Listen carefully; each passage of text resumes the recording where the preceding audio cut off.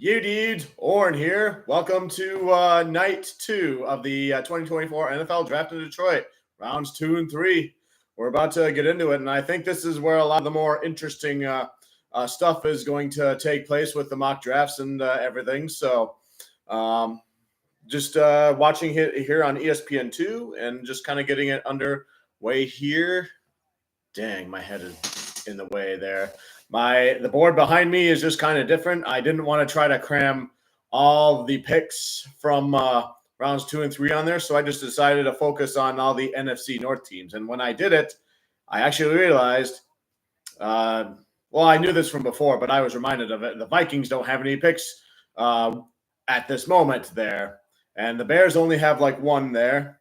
The Lions would have had two, but they traded one of them to the Cowboys last night, so they just have one, and the Packers have 1, 2, 3, 4. So we got the second round over here. Green Bay 41, Green Bay 58, Detroit 61. And third round, Chicago 75, Green Bay 88, and Green Bay 91. So Green Bay could do a whole lot here. So it'll be interesting to kind of check out there. Hi, Stripe. Thanks for joining me tonight. So I'm just kind of waiting for the draft to resume, take place, night 2 here. I think there will be a lot of more interesting things. If you haven't checked out my community tabs, I have a bingo sheet for tonight as well. It's a shorter one, but it's hard to do a full regular bingo sheet on a more unpredictable NFL draft night like day 2. But I'll quickly read off. Oh, yeah. I forgot, Dylan, that your Stripe Gaming was your username there, so that took me a minute to set. But I'm trying to do an intro here, all right? So, but I have a bingo sheet, a new updated bingo sheet. So,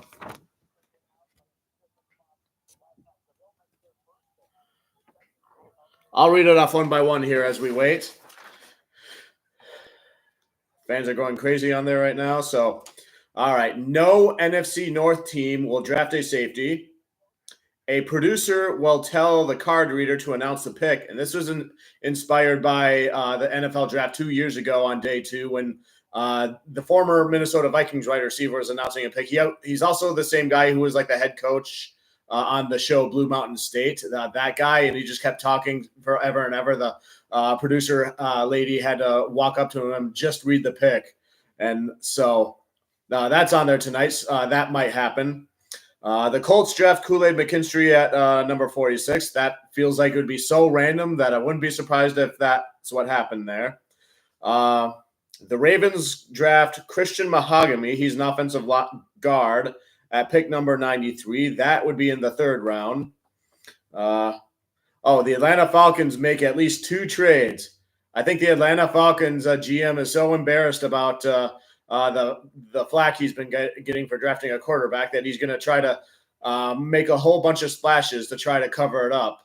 Kind of like last year with the Lions, even though things worked out with Gibbs, but drafting a running back at 12, he probably got some flack for that. So he made 4 trades on night 2 last year. So something similar might happen with that with Atlanta. A team winds up with back-to-back picks. So this, by the end of the night, like a team wound up picking in 2 consecutive times, sometime between 2 and 3. So I'm not sure, but the Rams might already have that. They might be starting out with that tonight. I might have to go back and double check that, but we'll see. The Raiders draft Spencer Rattler. I have that on my bingo card. I mean, the Raiders seem like a team that also were kind of looking for a quarterback, and Spencer Rattler's the last one I can think of that would be on there. That might be worth a damn. So he's on there. And then finally, Jer'Zhan Newton unexpectedly falls due to an unknown medical red flag.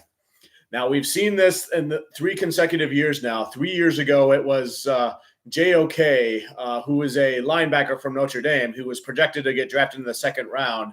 And he wound up falling much later than what he was supposed to get drafted because of a medical red flag that the teams knew about, but we fans or the media did not know about. And then 2 years ago, it was Georgia linebacker Nakobe Dean, and he fell all the way like to the third round somewhere, and the Eagles grabbed him. And last year, it was Darnell Washington, who everybody thought would go at the top of the second round, but he fell like late to the third round to the Pittsburgh Steelers, that huge tight end guy. So it seems like it happens every year. Someone that we think is highly projected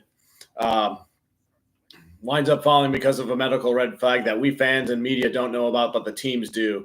And I picked Jer'Zhan Newton just for the sole fact that he didn't get drafted in the first round, so which is still kind of surprising to me. So, but yeah, we are in for some good stuff here. So, Bills are going to be the first team to pick here because they traded back, flip-flop their picks with Carolina at the end of last night's draft, and Carolina drafted Xavier Legette.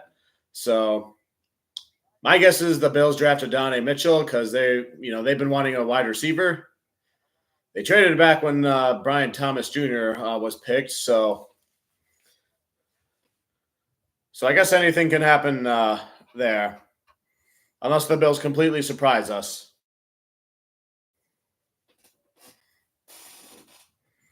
I am so glad it's the weekend, though. I'm going to move this. Yeah, I think that's much better. There we go. Here's the intros. And here come the boos for Roger Goodell. And behind him is the Michigan Wolverines. NCAA football champion Michigan Wolverines.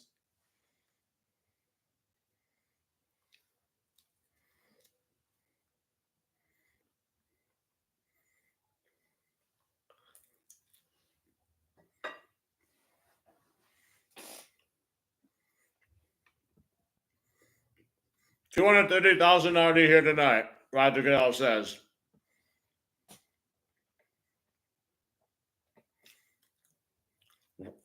$100,000 to go to break the all-time record for an NFL draft, Goodell says. I think Goodell's challenging Detroit. He's like, oh, you got night one. Well, you can't get the whole night, I betcha.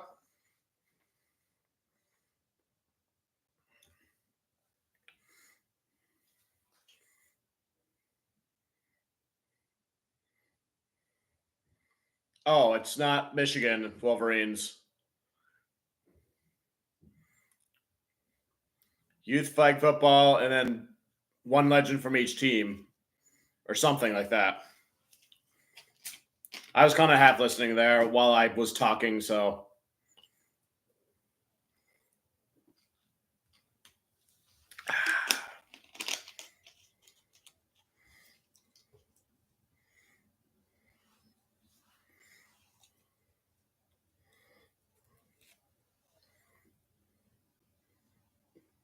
Yeah, we do.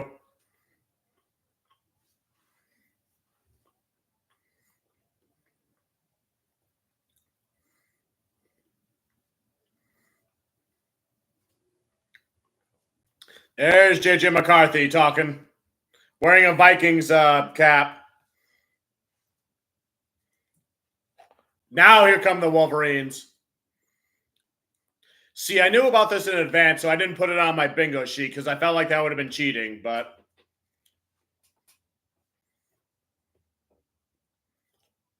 Blake Corum could be drafted tonight too, I guess, along with Mike Janderstill and Roman Wilson.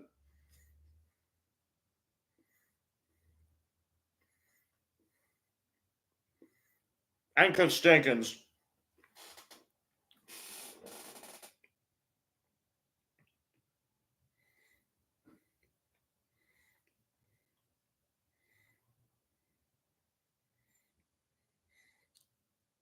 I hear the band playing Hail to the Victor as the team takes the stage. I wonder if Jim Harbaugh's there.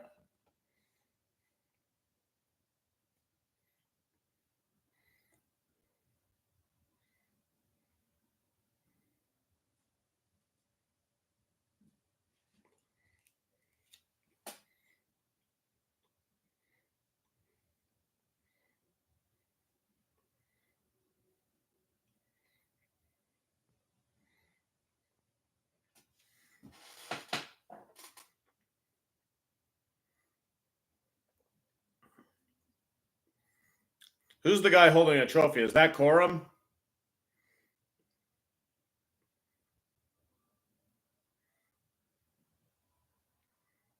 Yes, we're ready for round 2.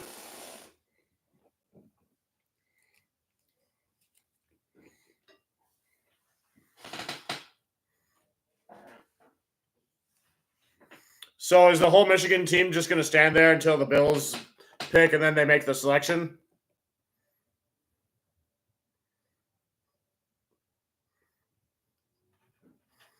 All right. I got Twitter up.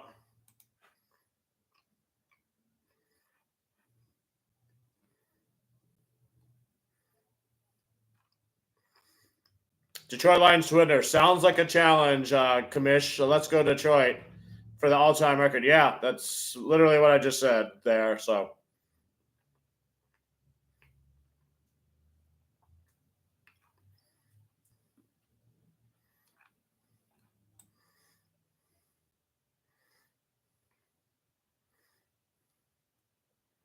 where's that NFL draft hashtag?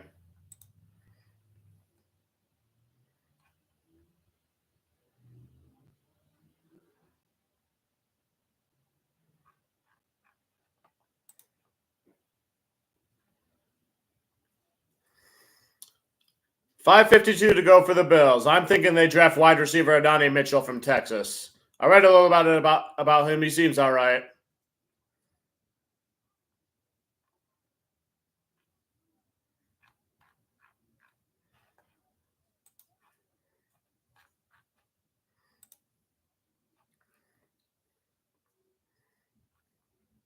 Oh yeah, another insane crowd. We Detroit Lions fans show up.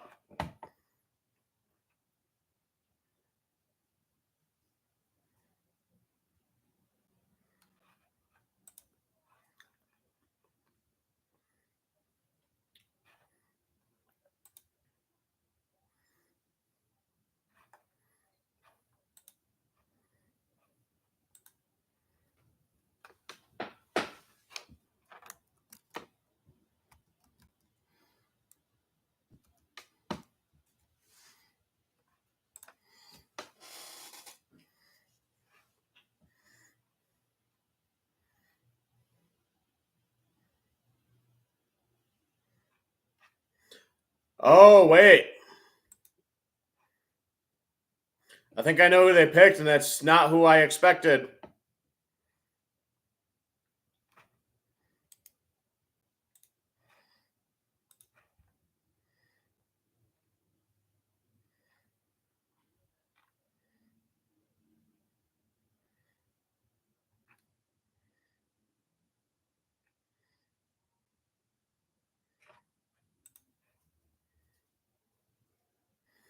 $4.08, $4.07, $4.06, $4.05.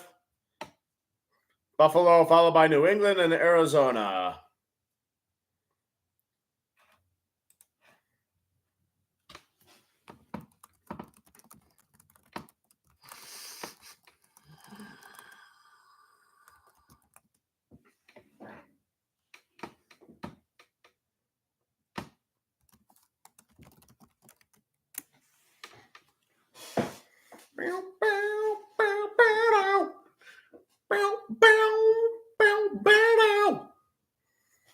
I hear the singing and I love it.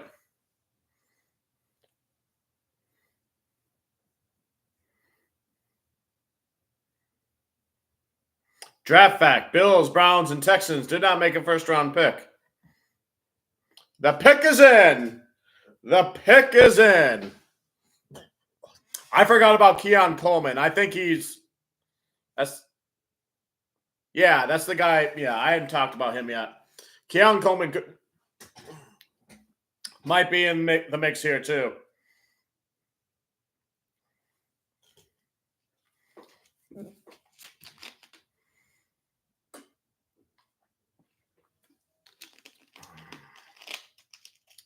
Who do I think the Lions will probably draft? Assuming the board falls the way that's desirable, probably Cameron Kinchens would have been my top pick for that, but Jer'Zhan Newton lasting to the second round kind of complicates things, and maybe that Jer'Zhan Newton and get another defensive tackle for the Lions, and then Marshawn Nealon. I'll throw that name out there too because I always liked Marshawn Nealon, and I've liked him a little bit more each and every day. And I think the Lions have put a lot of work in looking at him too, and he might fall to that 61 spot and be there, and might be a pick for them as well. But we shall see.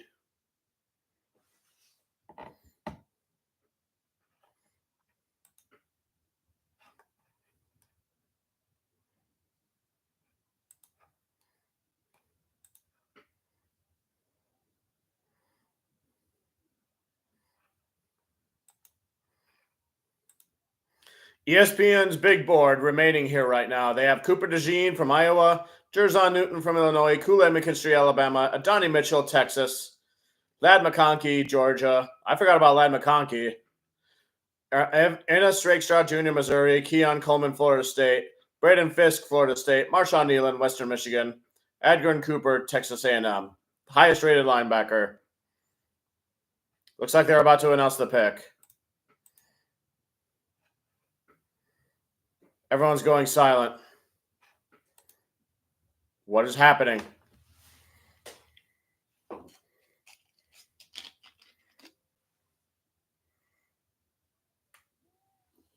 Hey, the guy says.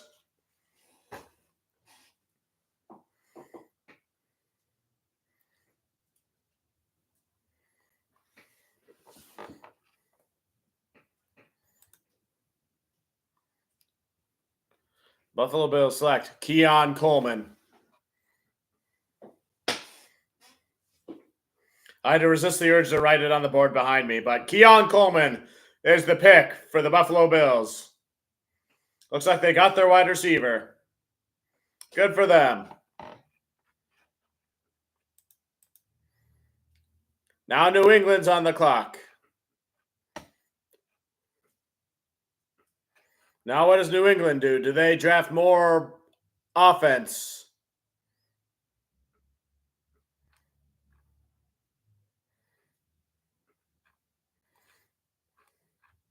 What do you do if you're the Patriots?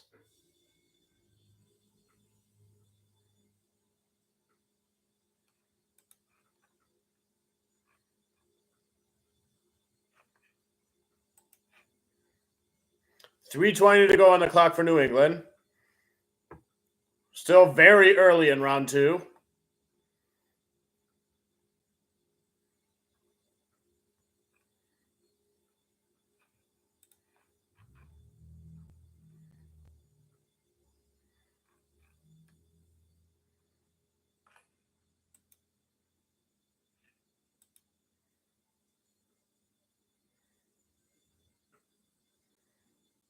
Oh, trade alert, trade alert. What's going on? The Patriots traded the pick to the Chargers, Los Angeles Chargers. Who do the Chargers like here? I feel like the Chargers would want to work the trenches, so who would they want? Maybe Jerzon Newton? A lot of offensive linemen went in the first round, so I'm not seeing a whole lot more of them here on the big board. Blake Fisher, maybe?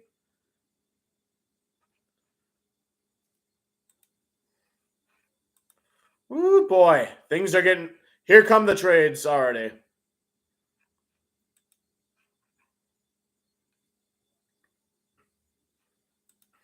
Maybe they go wide receiver? Maybe this is the wide receiver run that we were promised.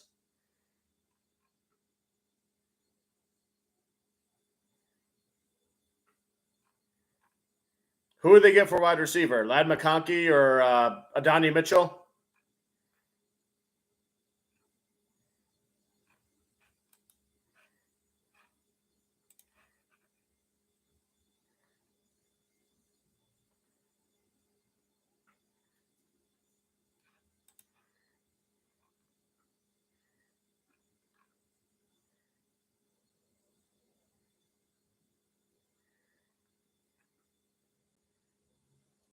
I say they go defensive tackle.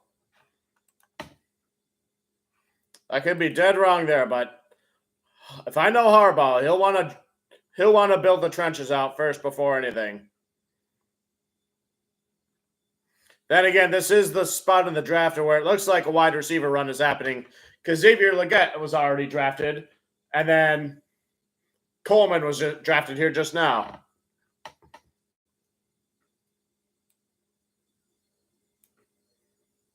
Oh, Harbaugh probably couldn't make it because he's in the war room.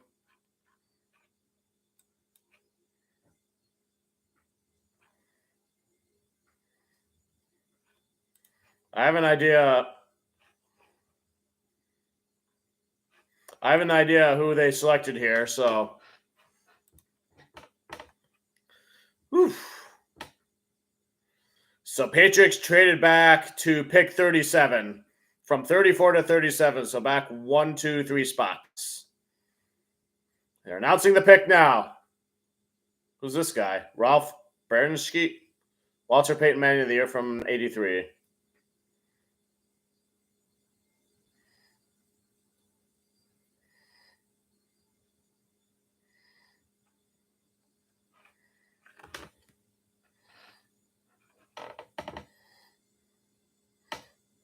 NFL draft. Chargers select Ladd McConkey from Georgia. So they go wide receiver.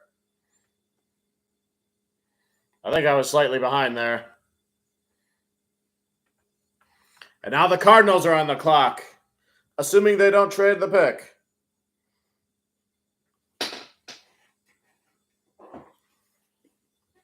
On the clock, 4:15 to go.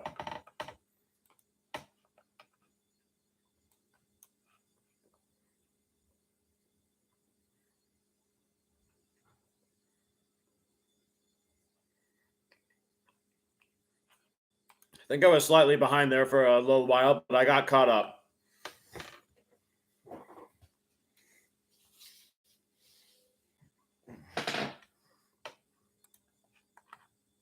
Just trying to monitor Twitter.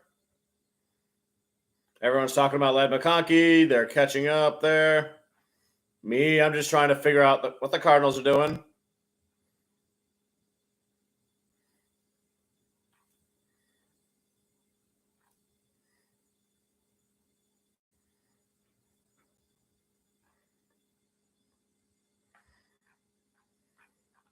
What would the Cardinals want here? Honestly, I don't know much about the Cardinals. I feel like you could just throw a pin anywhere on the team and then draft for that position, and that would be an improvement, I guess.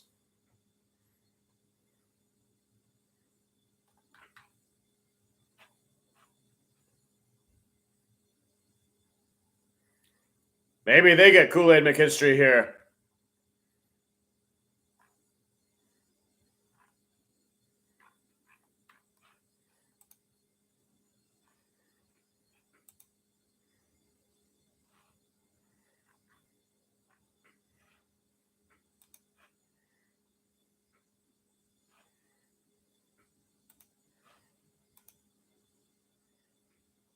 Oh, wait. Falcons trade up to the spot. So that's one trade for Atlanta. Will they get at least two tonight? Falcons trade for this pick. The Cardinals trade back, and the Falcons are now on the clock. Just like I'm predicting so far.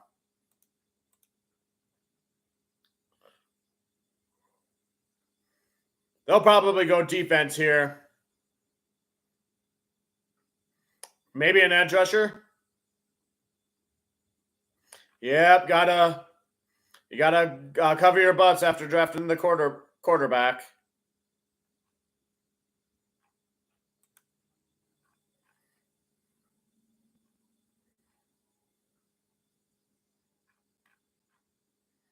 $128 to go for Atlanta, who has traded up to pick 35.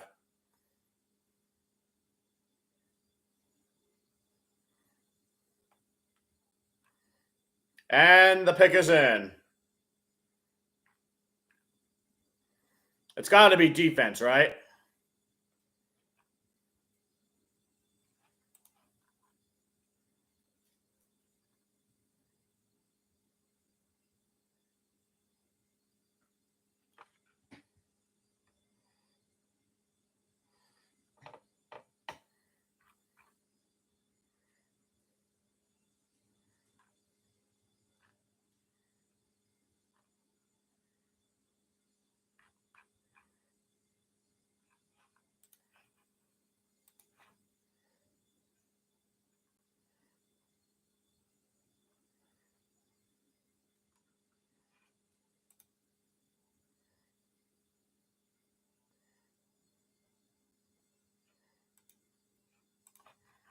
All right.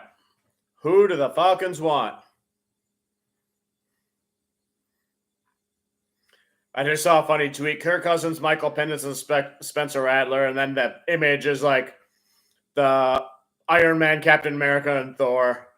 I mean, yeah. Might as well. Screw it.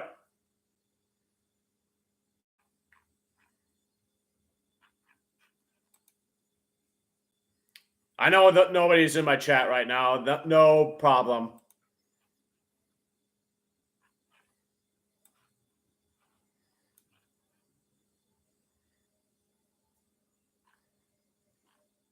Bleh.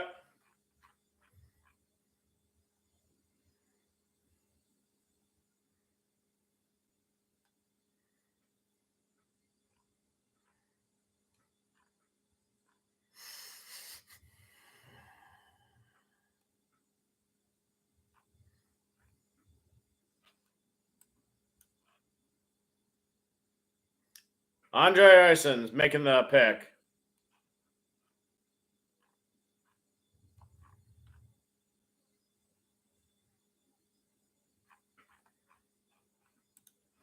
All right, I think I know what they're going with.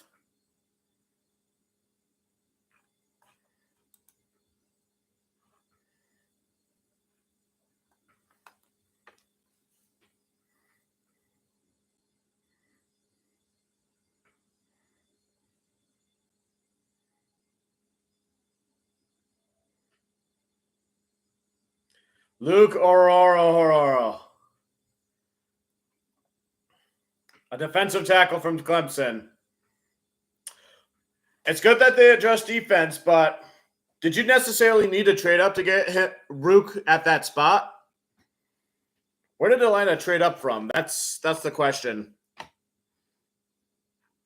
Nah, I'm not going to look that up right now. If it's the Lions, I might put more effort into it, but me, I'm just kind of enjoying the show. Excuse me. Sorry.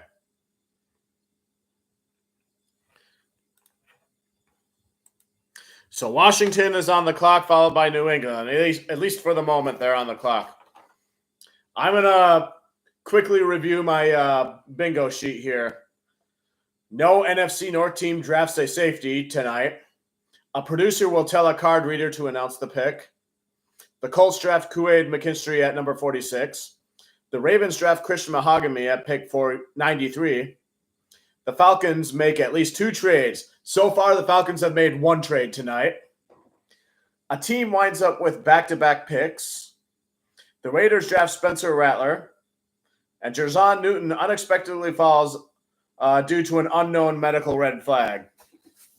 So that's what we're looking for. Washington Commanders are on the clock with 2:50 to go.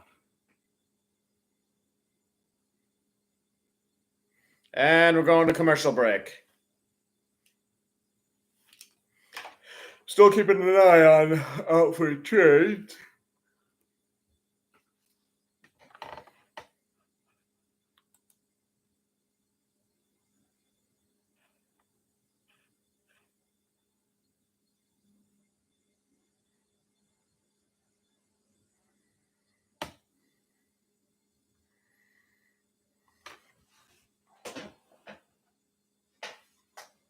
And as you guys can predict, I have the Just Brain tea right over here ready to go. Feel free to go find Brandon Perna. Then you should be able to find Just Brain. Then you should be able to find her tea. And then feel free to follow their links or whatever to order the tea. It's really good. When it pours, it looks like it's blue, but the flavors are actually strawberry and lemon herbal tea. And I like it. It's a nice change of pace from the Earl Grey and the green tea that I typically drink. So, and the Commander's pick is in. Oh, I let it sit here too long. It's getting kind of cold. That's all right. It's deep for quite a bit. All right, the pick is in. Let's see if we can find out who the Commanders picked here via Twitter.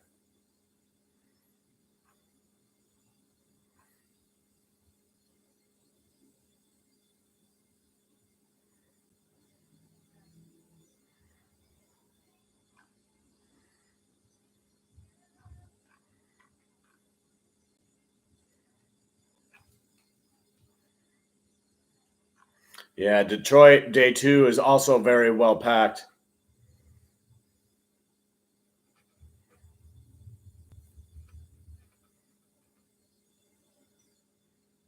Sad Chicago fan. The Atlanta Falcons might be putting up a smokescreen this draft to make us forget about the 28-3 in the Super Bowl. Well, yeah, that's basically what I'm saying, but I was just doing for the point of the quarterback thing. This draft for them is god awful, they say. Interesting.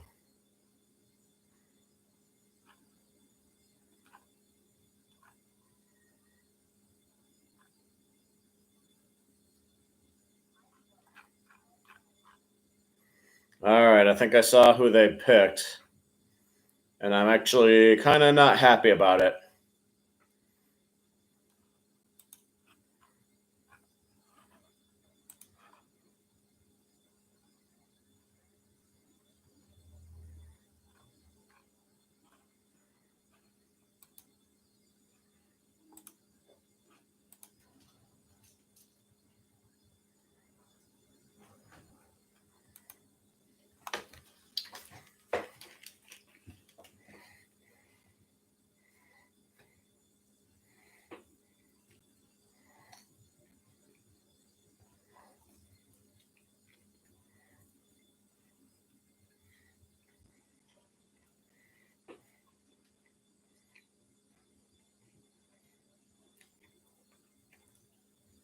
Gerald Green and the Commissioner Goodell are taking the stage.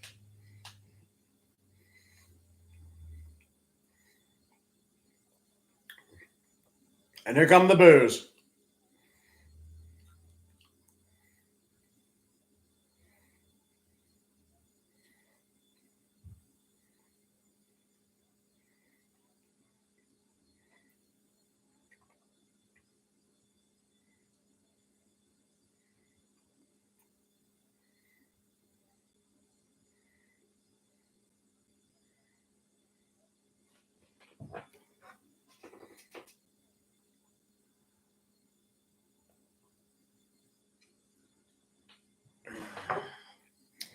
I think I know who the pick is, and I'm not happy about it, but I shouldn't be surprised.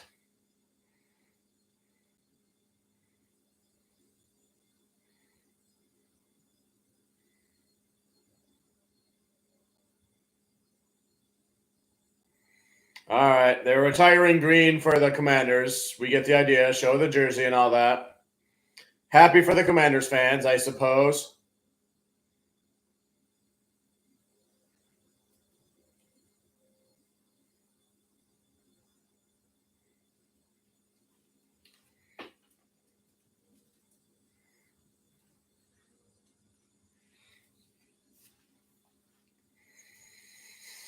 And now he's putting it on, and the Commanders fans are cheering. Now he's talking into the microphone. He's at the podium now.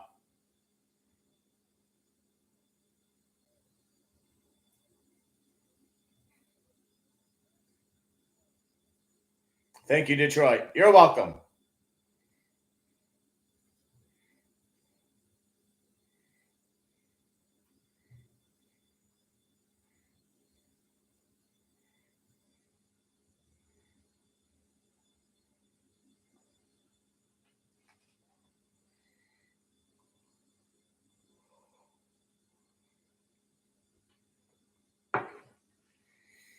Can I just say something?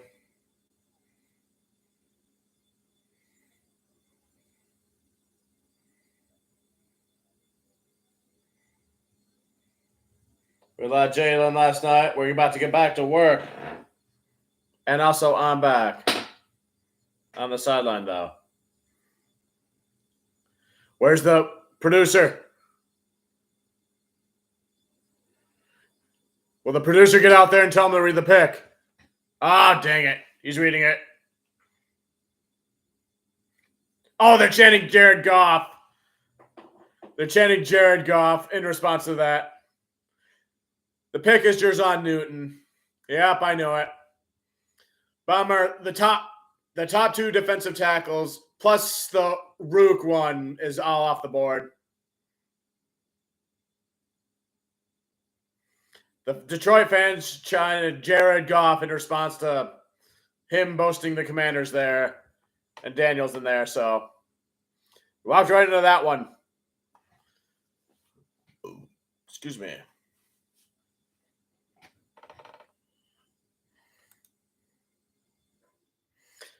Patriots are on the clock now, unless they trade out of this pick, but they traded down to this pick with who? San Diego? Yeah.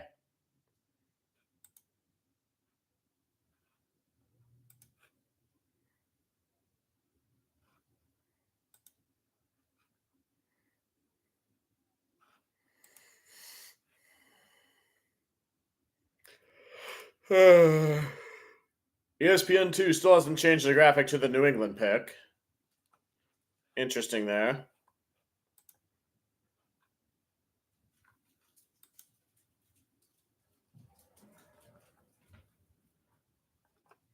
I thought I heard thunder outside. No, it's just strong winds out there. Clouds look dark, though. Oh, the pick is in for New England. They picked somebody that they liked, it looks like.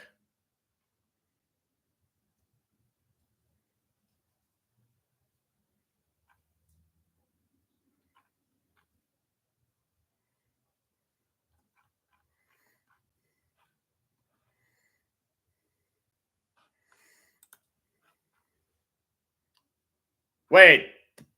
Oh, no. The announcer screwed me up there. They said the Patriots traded back. I thought they meant again, but no. That's right, Detroit. Michael Onwuka, Patriots 6-pound pick in 2020. That's random. Cass Tech alumni. University of Michigan.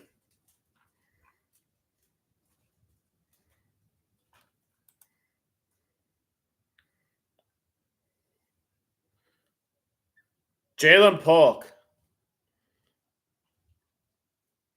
I admit, I don't know who that is, but okay.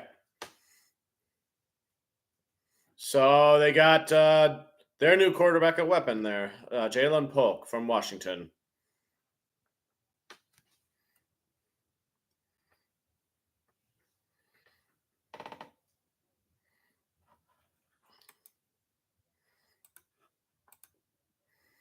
Who's on the clock now? Tennessee?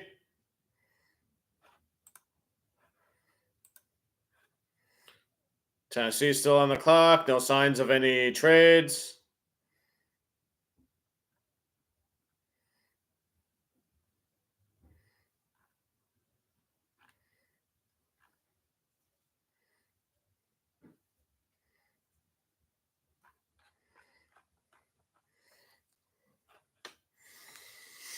I wonder if the Patriots will find any improvement. Well, they don't have Bill Belichick coaching them anymore. They have a new quarterback. Their defense should be good, but what about their offense? And they had played in a tough division. The Jets should be good if Aaron Rodgers comes back. They got the Bills. They got the Dolphins. Both tough teams.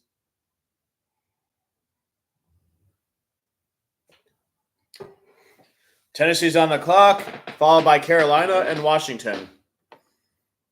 Did Carolina originally have the 39th pick? Or they traded for it, but that trade must have taken place a while ago.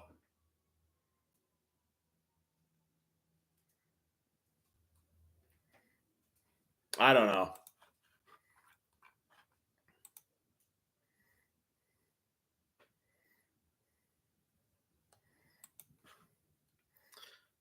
I know Carolina's pick 39, but I don't know if they. I know they traded for that pick, but I don't know if they acquired it a while ago, or I should have paid more attention to that, or if they just now acquired it. Titans still have their pick. It's 5:17 left to go.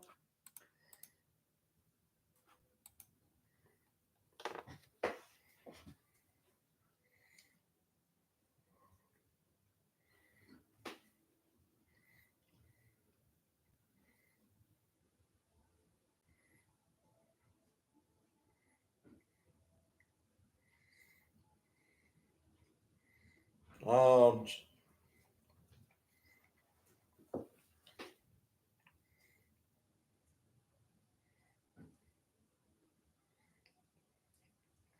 4:40 to go.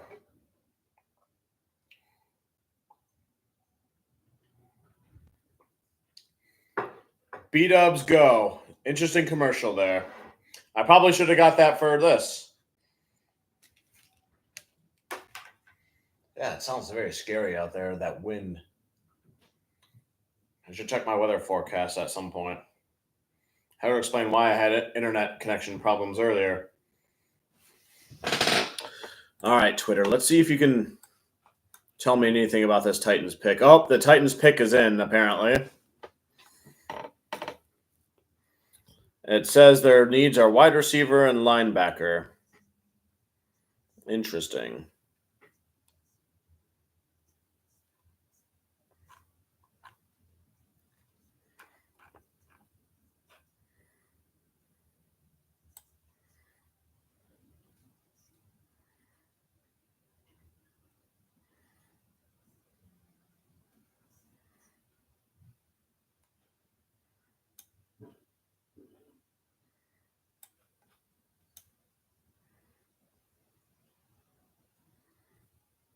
Nothing yet.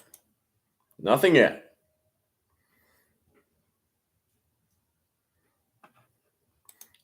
Who's on the big board still?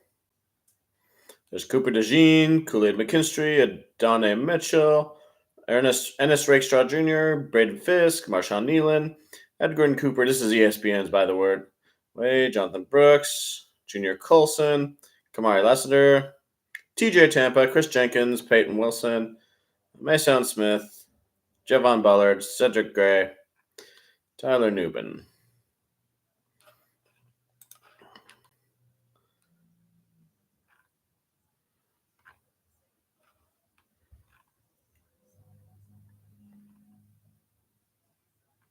Oh, interesting. This guy, I think, if Twitter is correct, the person they selected had some legal troubles lately. Allegedly. Always gotta say allegedly until the judge says they're guilty.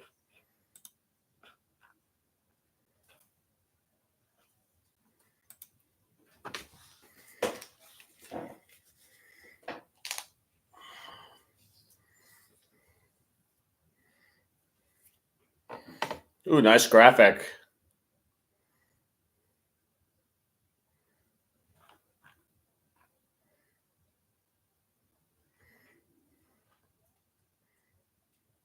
I hear booze again. Oh, nope, never mind. Who's this guy?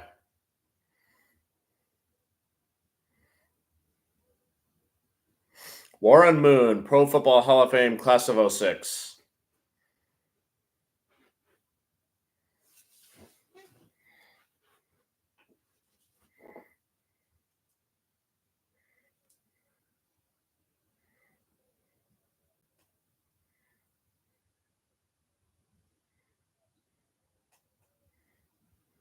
Yep, Sweat is the pick. Lots of defensive linemen going. Looks like there's a run of them. I thought it was wide receivers, but that was a small run. But there's a run of defensive linemen and wide receivers combination. It's less than ideal for what I was hoping for the Lions, but it is what it is.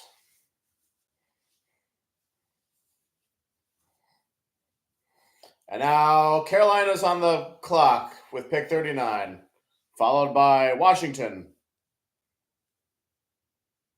And then after that will be Green Bay, our first NFC North team picking at 41. Well, there's a trade. The Rams trade up to 39. The Carolina Panthers traded the pick to the Rams at number 39. Breaking news there, Rams. Who do the Rams want at 39?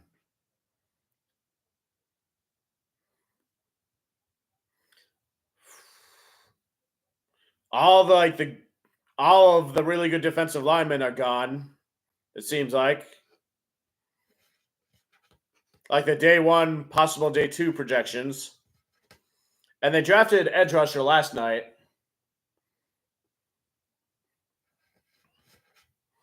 Does Matthew Stafford need any weapons? I wonder.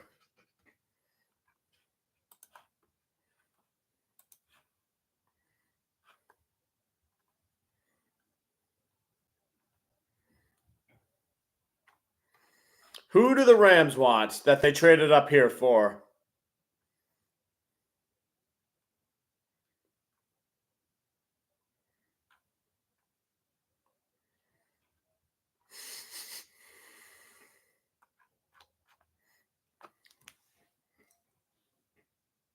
And the pick is in.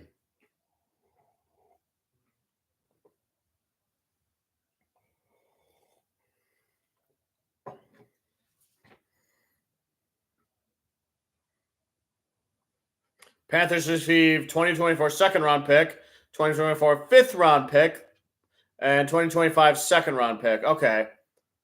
So they got next year's second round pick and this year's fifth round pick, and then swapped second round picks. Not bad, Carolina.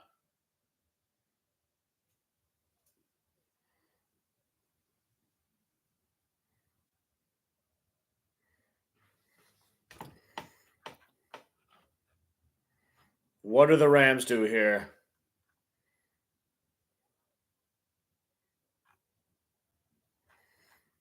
If there's another defensive tackle, because that seems to be the run right now. Oh, I forgot about this guy. I think I know who they want. I almost forgot about him. Brandon Fisk, defensive tackle, Florida State. Fans are chanting Jared Goff as he was reading the pick, like the Rams and Jared Goff. Yeah, that makes sense. Yeah, I forgot all about Fisk, but he is now gone.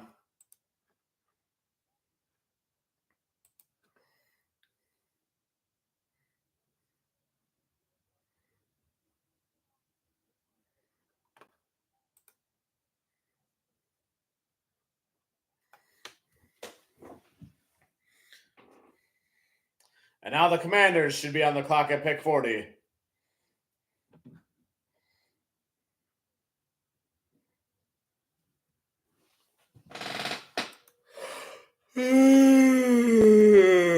Sorry. Whoa, pick is in almost immediately. Pick is in almost immediately for the Commanders, who have already drafted. They've already drafted Jerzon Newton tonight.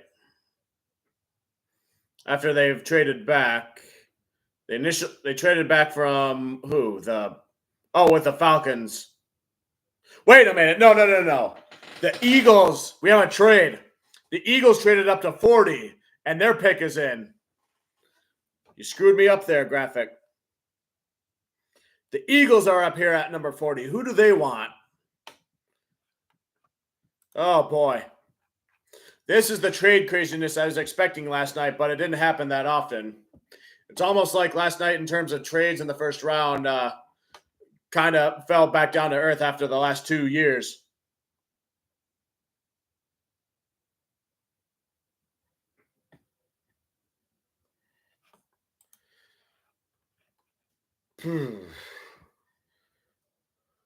That's an in-division trade. I had predicted that last night, but it didn't happen. But now it's happening here. An NFC East trade has taken place.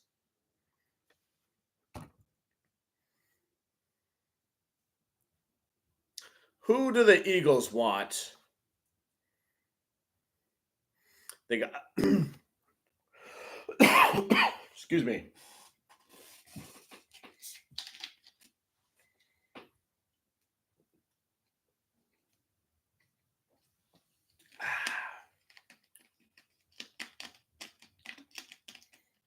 Maybe they go Chris Jenkins or Michael Hall Jr. since those are the last two I can think of defensive tackles in day 2, day 3 round. But the Eagles don't need defensive tackles because they have the guy from Georgia and then before that Dean, I think.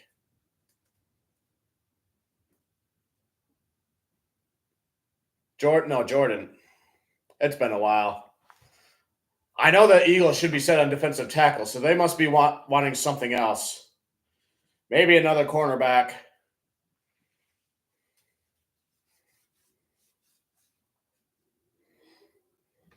Or maybe they're cutting in front of the Eagles to get a linebacker. Maybe they're getting Edgerrin Cooper. Or maybe they're going after Cooper DeJean because they think the Packers want him, so they're cutting in front of him there. I shall consult the Twitter crystal ball.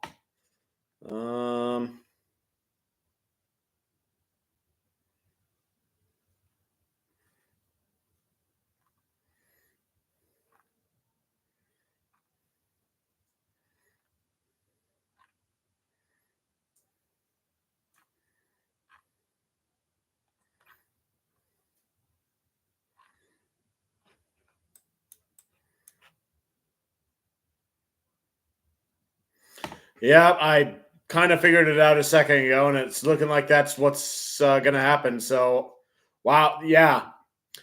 Eagles are doubling up. They get 2 of the top ones at what I'm thinking of. So, I won't see who it is just yet. And they cut in front of the Packers to do it.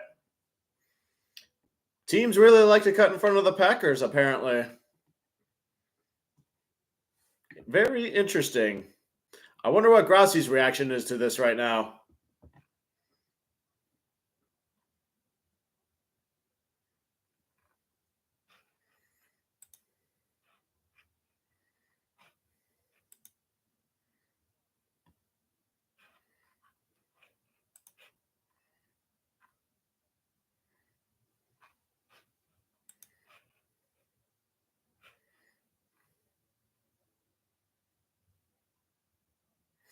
Oh, we got another trade too, apparently. According to Twitter, the Packers traded back. They traded their number 41 pick to the Saints.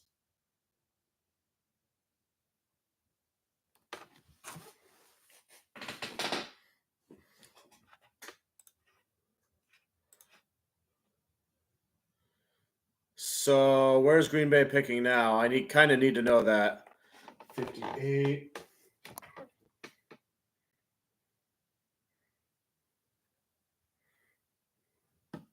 All right, let's. First things first. Who do the Eagles pick?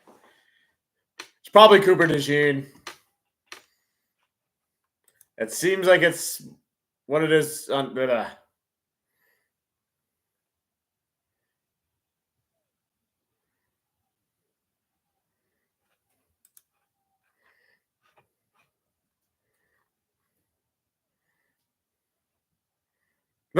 Dallas sucks all day.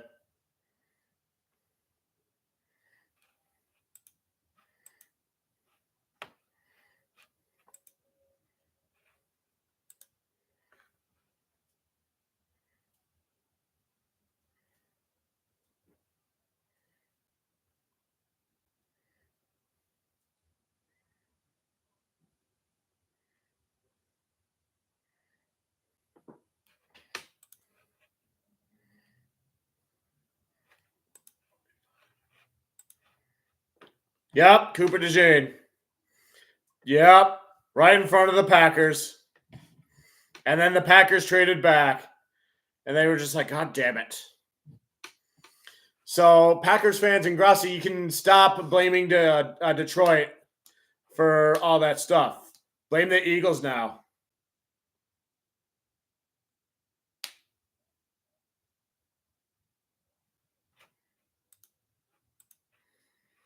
So, it looks like Green Bay traded back to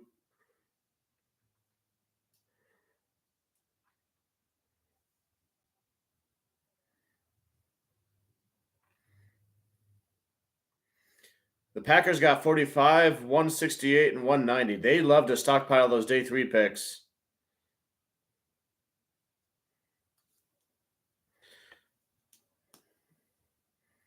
Now the program is updating the graphic. So I guess just change this to a 5.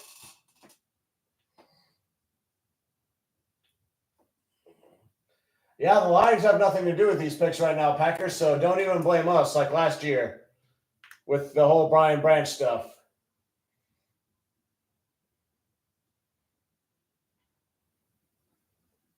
That's me riding left-handed at an angle.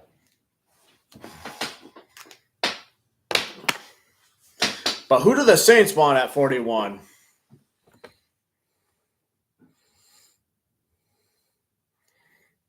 So far, my prediction of no NFC North team drafting a safety is coming true.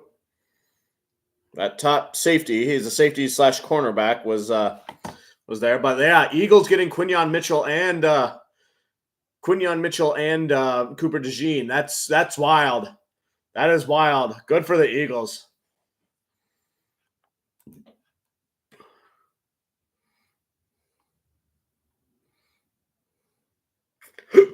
Excuse me. Oh, I think I know. Just found out. They're going to announce it right now.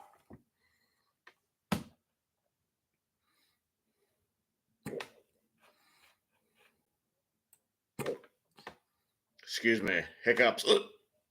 41st pick. Kool-Aid McKinstry is a New Orleans Saint.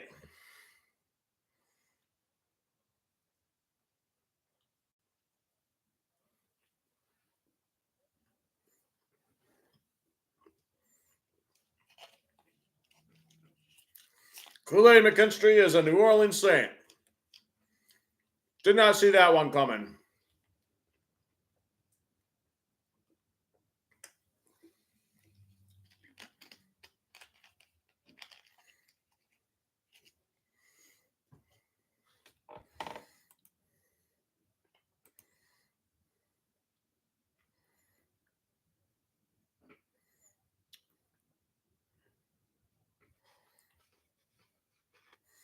So Houston's on the clock now, followed by Arizona, unless another trade has taken place.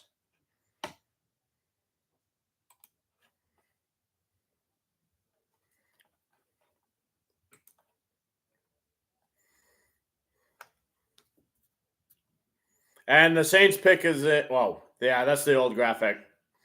ESPN2 is kind of slow with this graphic tonight, but maybe that's just to kind of mesh with the highlights of the person they just picked. The pick is in for Houston. I believe this is their first pick of the night, or of the draft. What could Houston use? Maybe another wide receiver?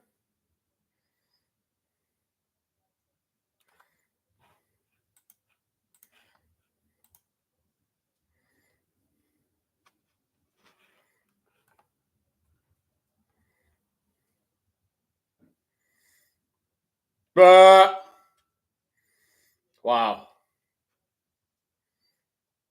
Needs cornerback, defensive tackle, O-line.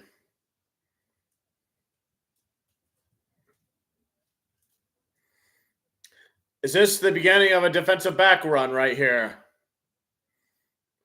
I think I know who they picked. I'm not behind, am I? I don't think so.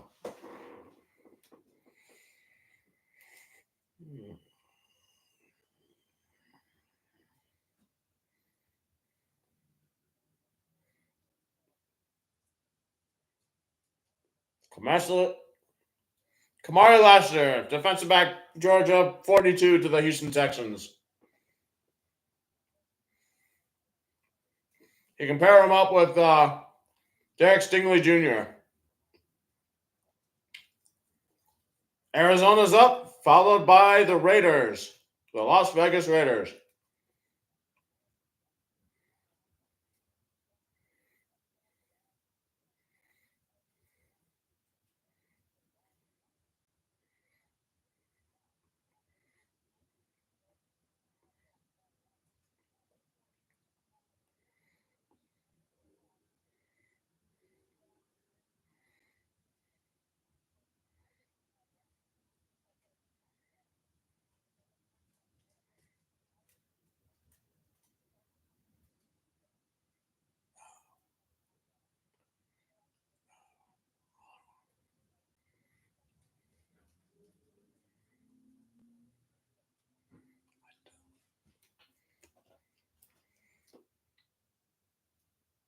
That's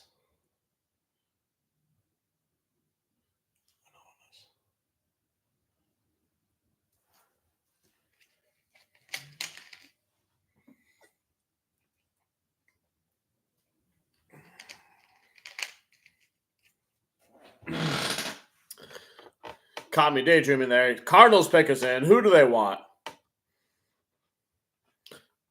Didn't they pick earlier? Or did they trade? They traded back.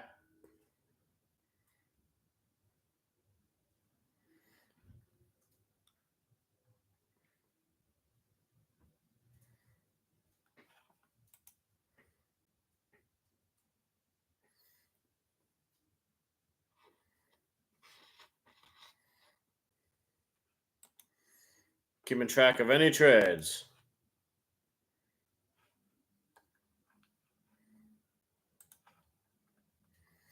So, Goody, if you're watching, are you going to get revenge against the Saints or against the Eagles, excuse me, for taking Cooper DeJean? You wouldn't hesitate to do it against the Lions or any other NFC North team. So, what about the Eagles, who are also competition in the NFC this upcoming year? Both of you guys are playoff teams, although neither one of you was as good as the Lions. Ho!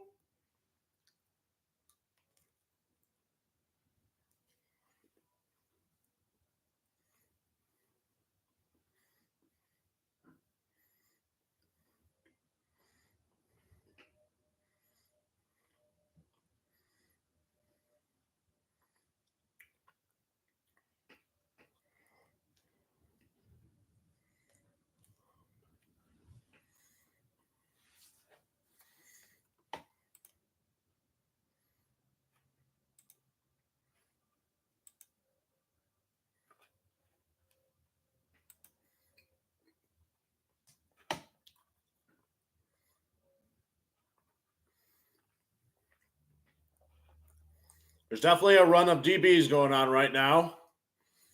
Luckily, the Detroit Lions got their cornerback last night, Terrion Arnold. The name Arnold reminds me of Hey Arnold. Move it, football head. I loved that show as a kid, and I have not rewatched it at all. Maybe I should get around to doing that.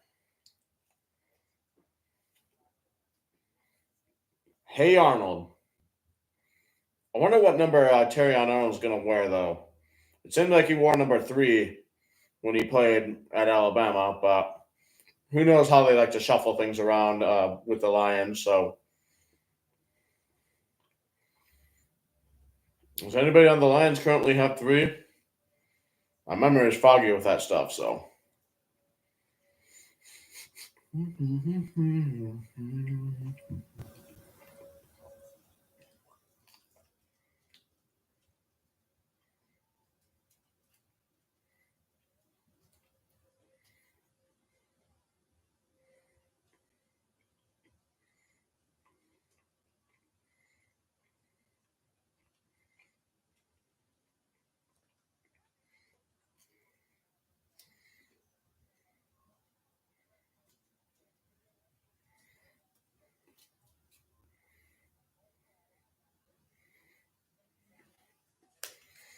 Back from commercial break.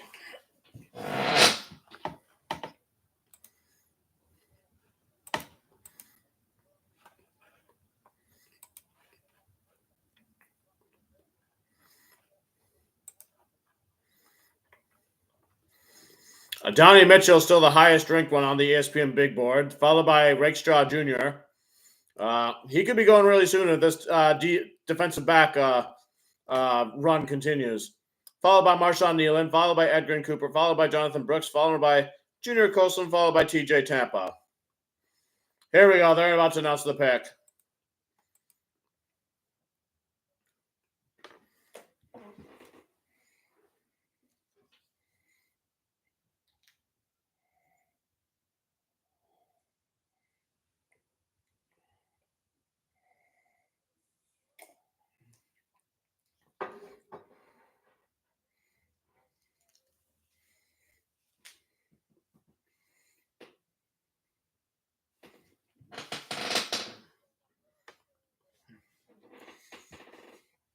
There's all my Cardinal fans at, he says.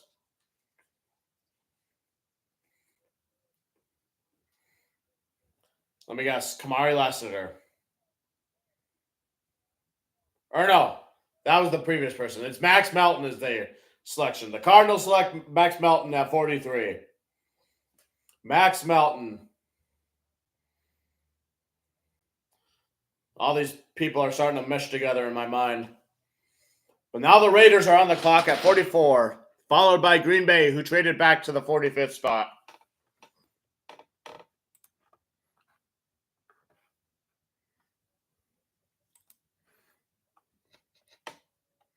So far, no sign of any trade with the Raiders. Do they draft Spencer Rattler here? Will Spencer Rattler finally make it to the NFL?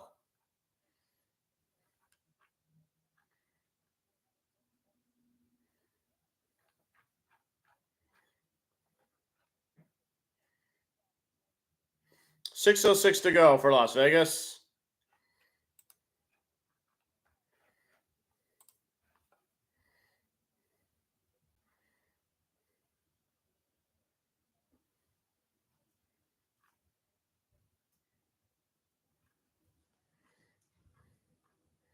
Where do the Raiders go?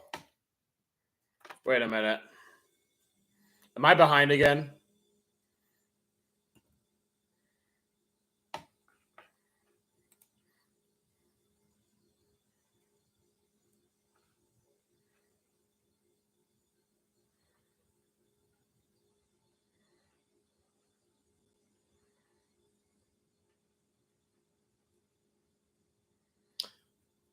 Raiders select Jackson Powers Johnson.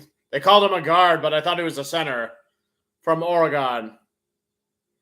And I think I know the Green Bay's next pick. Looks like the pick is already in, and it's a very obvious one.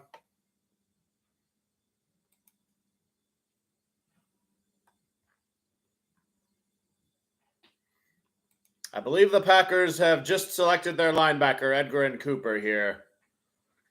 Because who else are they going to get at that spot? Hang on, I'm getting a phone call.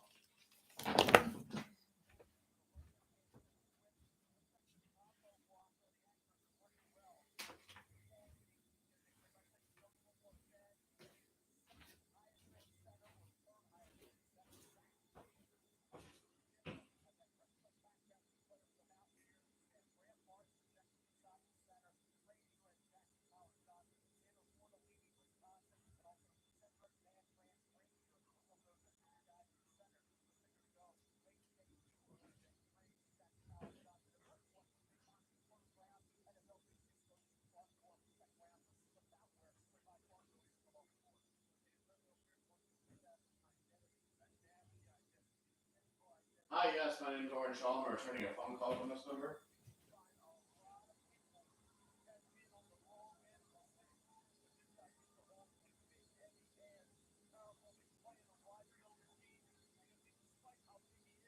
Okay, that's fine. I can call back later. I'm in the middle of something, but I just wanted to try to call back. So, all right, thank you.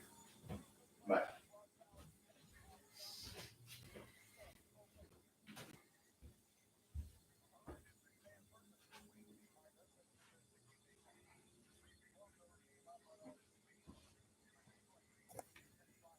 Automated call. All right. So Packers pick is in, and now the boos are coming out there. About to announce Green Bay's pick. Detroit, thank you for the warm welcome. You're welcome, dude. Yeah. Boo, Green Bay. Boo.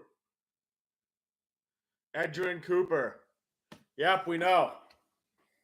It's the most obvious pick in the whole world.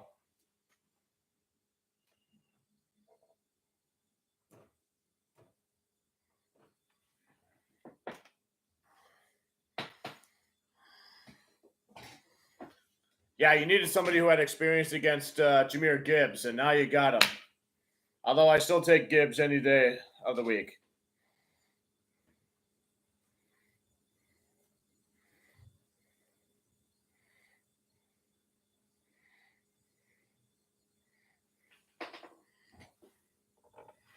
I feel like I can be so free here with nobody watching me, and I don't have to entertain anybody. So the Colts are on the clock right now. But they traded it to Carolina. Indianapolis was originally on the clock here at 46, but they just traded it to Carolina. We have a trade. And the pick is in. Who does Carolina want here at 46?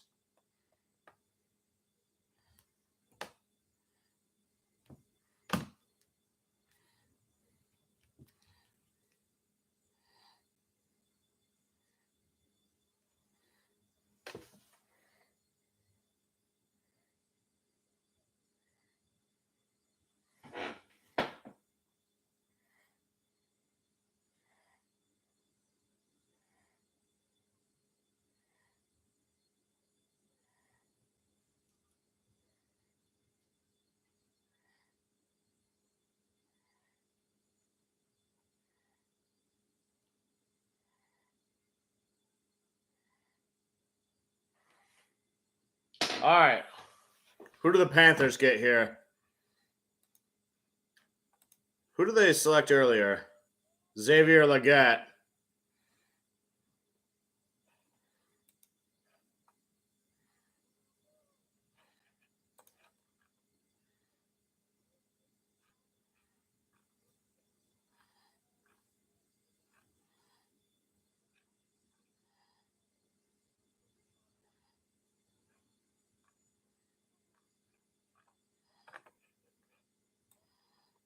Who did the Panthers pick?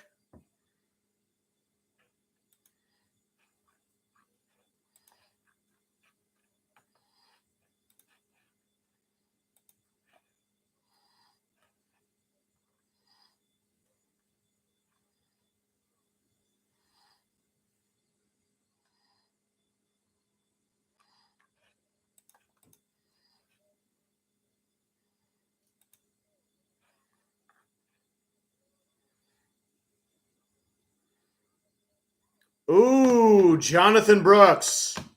Running back Texas. The first running back is off the board at 46 for Carolina. Very interesting. Carolina's trying to get some weapons on offense to get the pressure off Bryce Young. I respect it. Trade up for a running back. We don't talk about this back class anywhere near like how we talked about last year's running back class. New York Giants should be on the clock at 47, followed by Jacksonville at 48.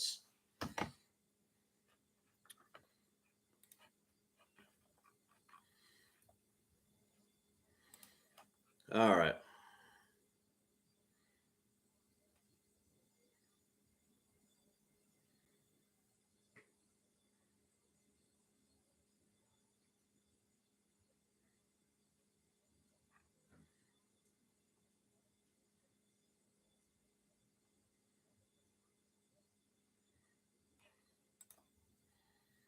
Oh, Giants pick is in.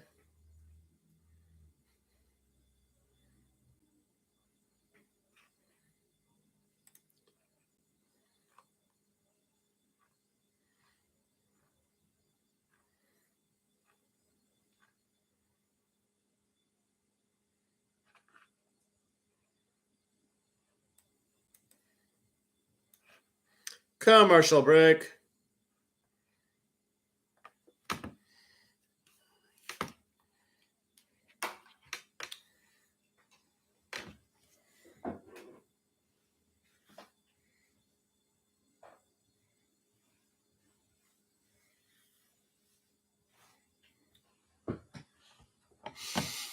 Who do the Giants pick here? What do they need? Quarterback and cornerback? Maybe the Giants get Spencer Rattler. There's still hope yet that the Raiders can get Spencer Rattler because Raiders still have a third-round pick, last I checked. Unless Rattler falls to day 3 somewhere.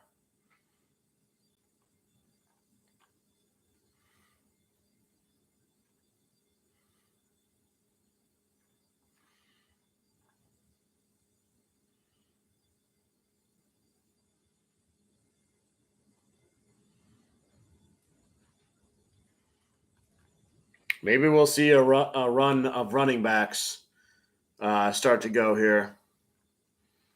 And honestly, I haven't paid too much attention to the running backs in this draft. I wouldn't be surprised if the Packers drafted one at some point, but I feel like they'll do that on day 3.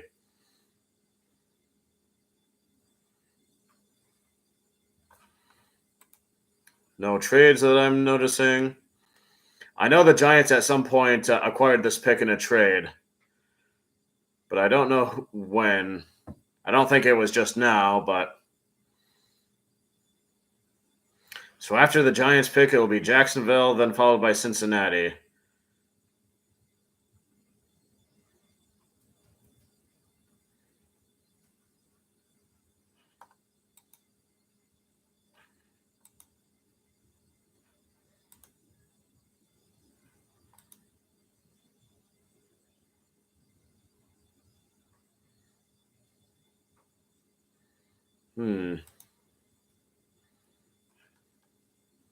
Who's left for wide receiver, I wonder?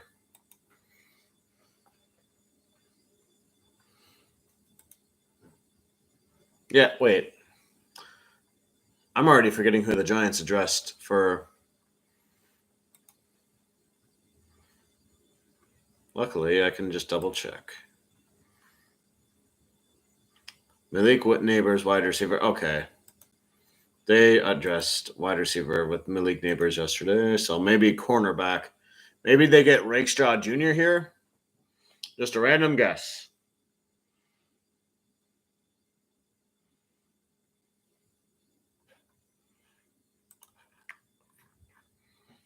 What does Twitter say? What?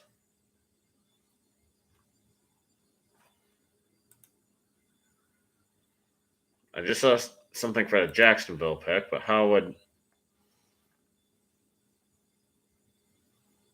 Unless Jacksonville traded, switched spots with the Giants here just now. No. Am I behind again? Okay,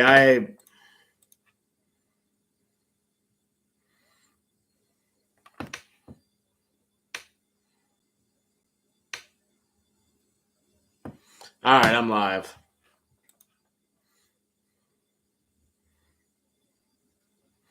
I know Jacksonville's pick as well as the Giants pick, so.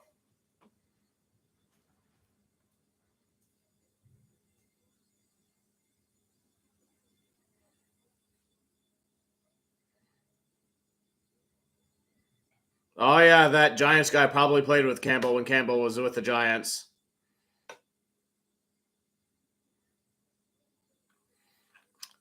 Tyler Nubin,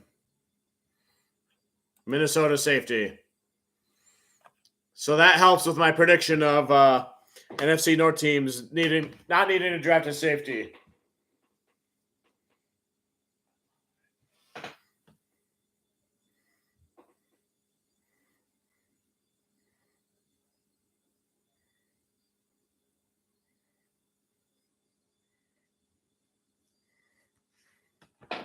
And Jacksonville's the person they picked is somebody I've never heard of, so. What?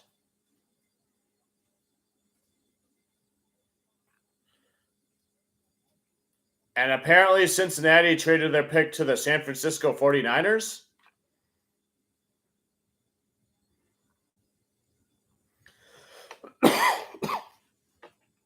Am I sure that I'm not behind?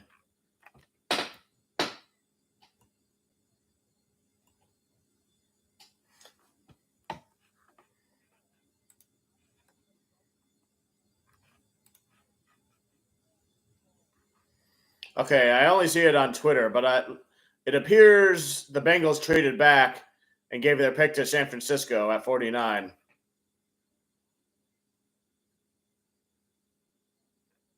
And then I know who the 49ers picked, apparently. So I guess I'm live on the TV, but Twitter is just getting farther ahead.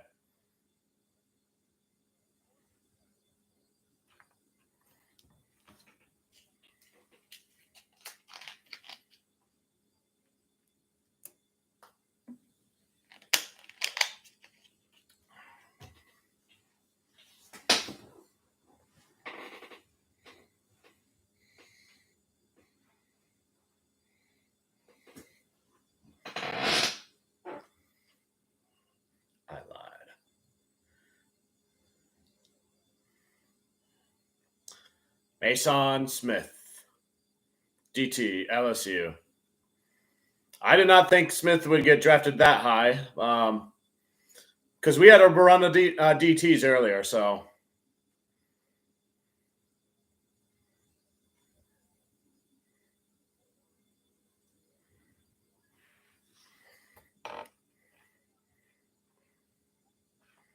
Still nothing reported about the Bengals.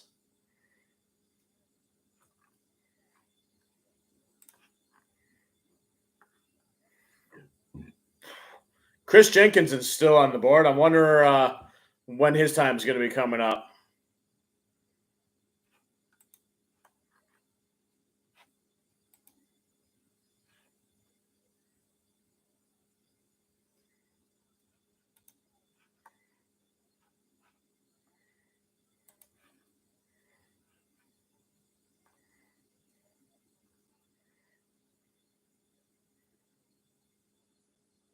It says the Bengals pick is in. Did I just read fake news on Twitter?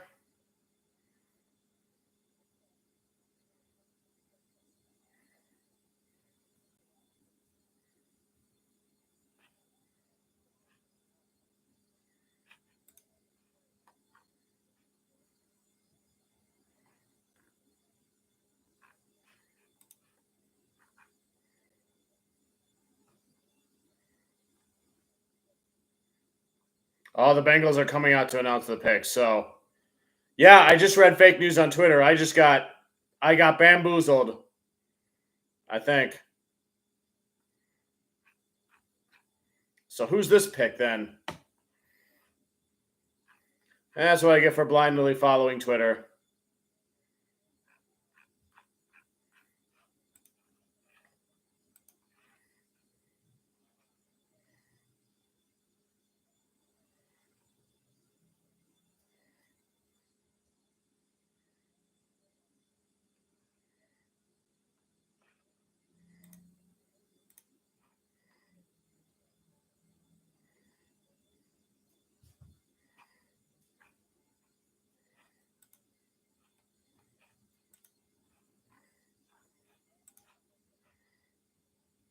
So who do the Bengals pick? Who they?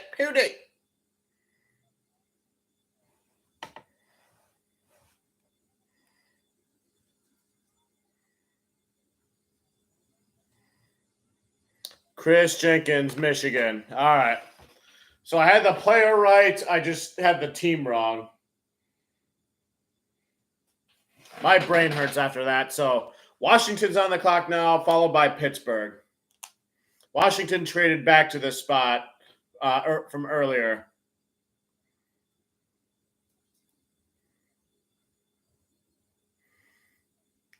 This is a good run-stuffing defensive tackle.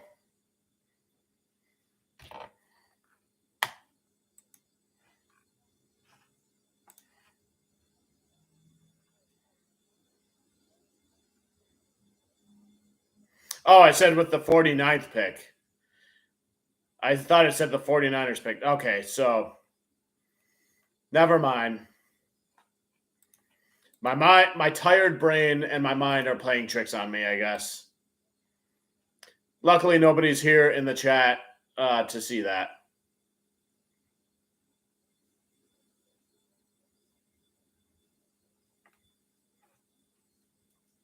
But the Commanders pick is in. What all have the Commanders done so far tonight? They got Jerzon Newton earlier. They have that quarterback from North Carolina. What do they do now?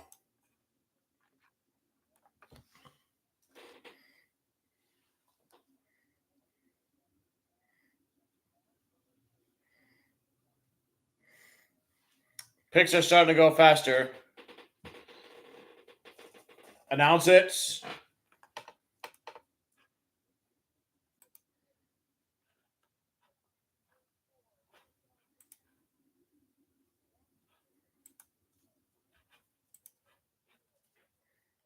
Mike Chandler still Michigan. So it's back-to-back Michigan players getting drafted here.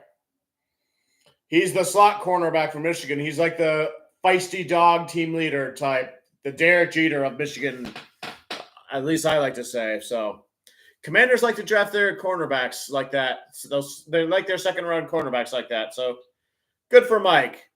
I really liked him when I looked him up and all that. So he's not the tallest player, but he does everything else well. Pittsburgh Steelers are on the clock, followed by the Colts.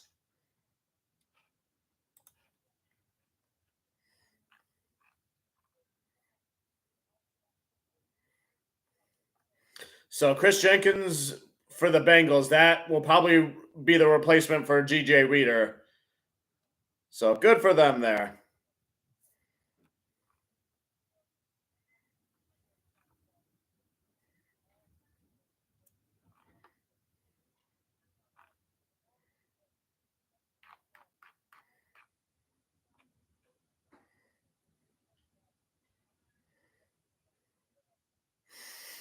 Hmm.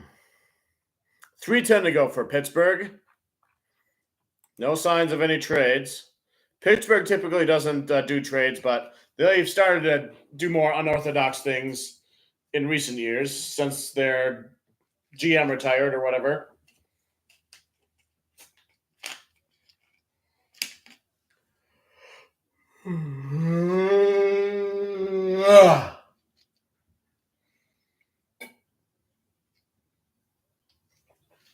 Commercial break. Steelers pick is in.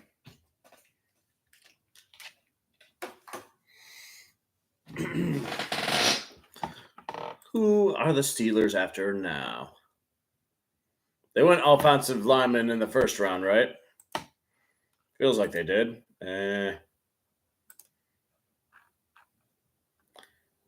Yes, Troy Fautanu from Washington.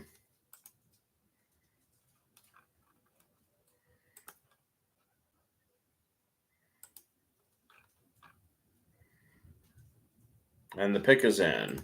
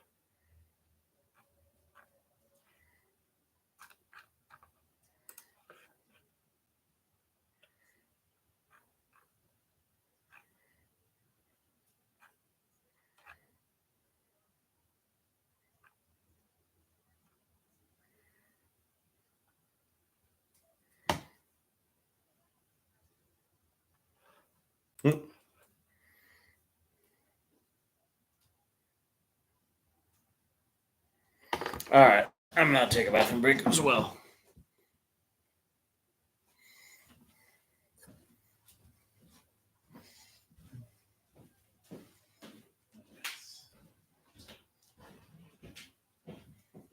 No, I couldn't have paid that. No,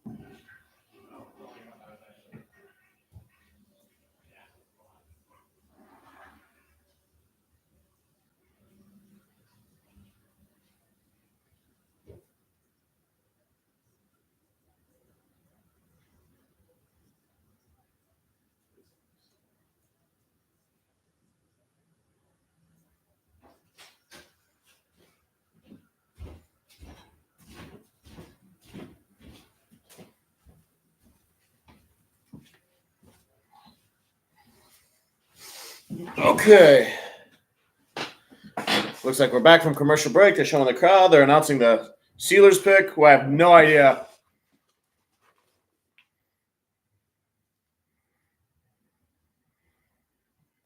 Zach Frazier, center from West Virginia. All right. Did not expect that for Pittsburgh, but good for them.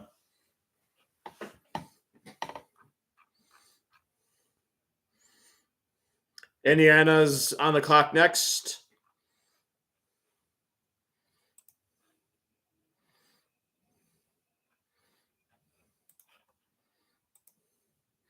I didn't know the Steelers needed a center.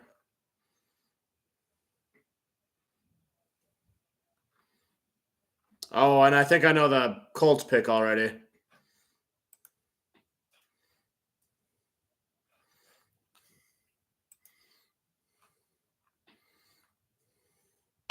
So, Indianapolis, and then Washington.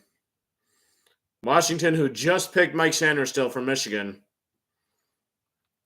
And Washington already has Jerzon Newton tonight.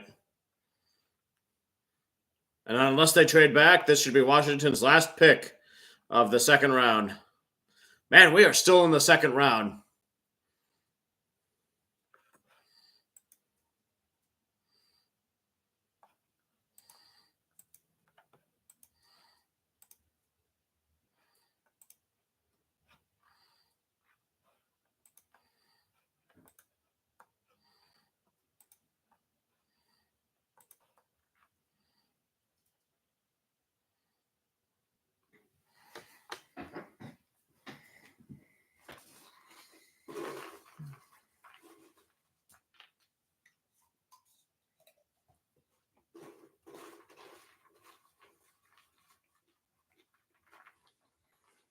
Lots of wrestling highlights for Zach Frazier.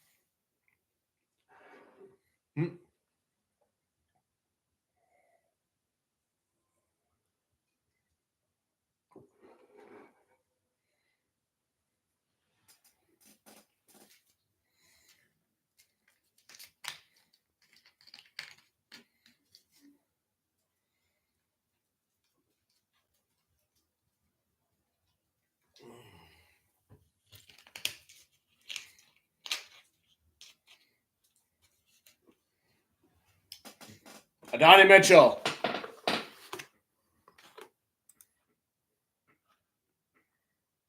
Or Adonai Mitchell. Well, however you pronounce it. Texas wide receiver. So I guess they lost faith in Alec Pierce or something like that.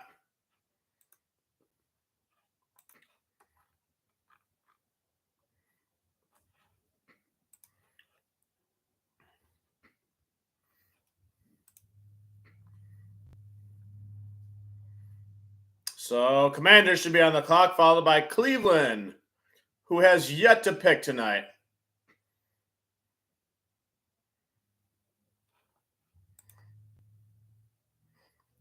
No signs of any trades.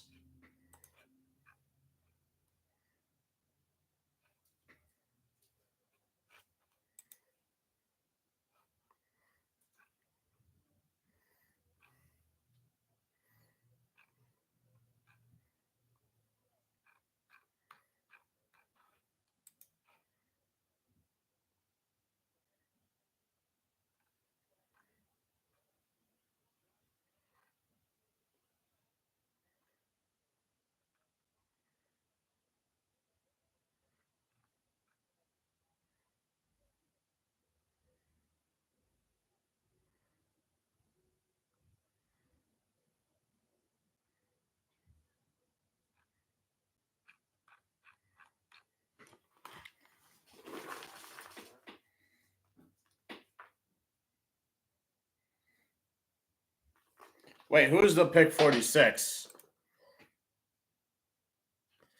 I got all of that wrong because the Colts traded that to the Panthers and then drafted Jonathan Brooks. And Kool-Aid McKinstry went earlier than that to the Saints.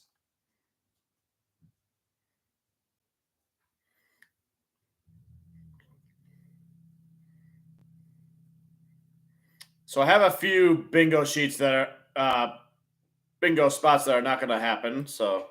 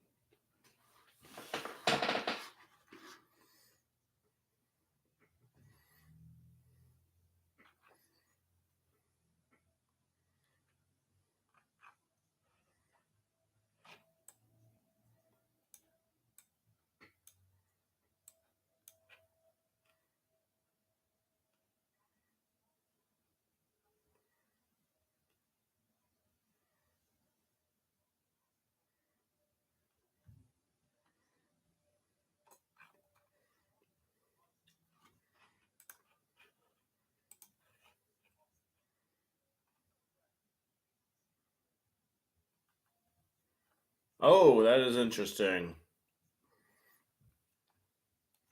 That was a pick I did not expect for the Commanders, but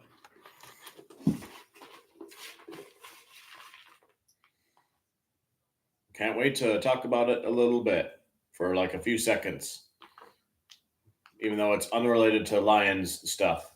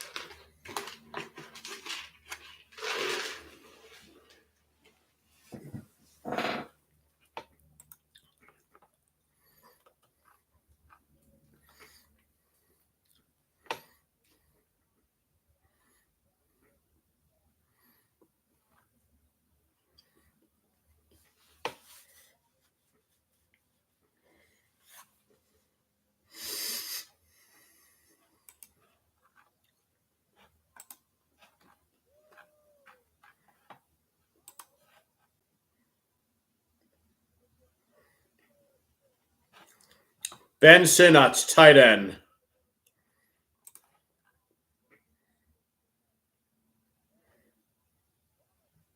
Or Sinnott. Tight end, Kansas State. who I thought would go to the Chiefs just to kind of fuck with Travis Kelce a bit, but Commanders is good too.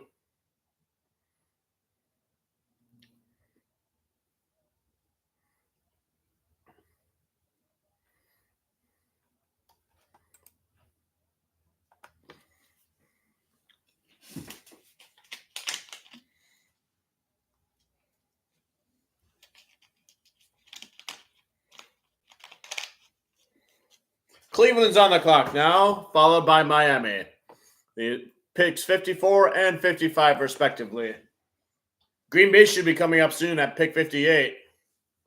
So far, they got Edger and Cooper, and then they traded back after the Eagles drafted Cooper DeJean right in front of them.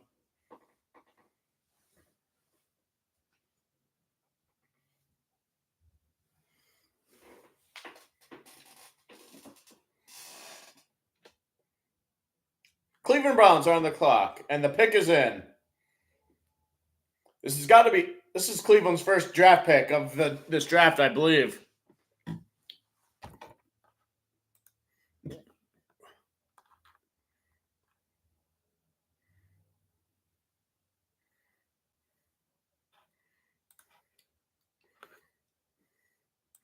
What do you do if you're Cleveland? Your entire offense basically got injured, and you had one of the top defenses last year.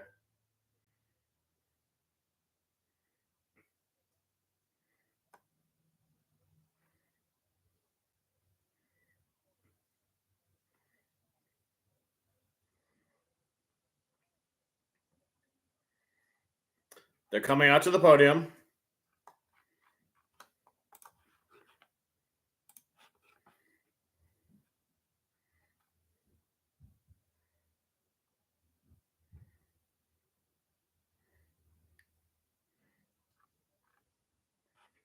It's a Cleveland football player, Peggy Reschke.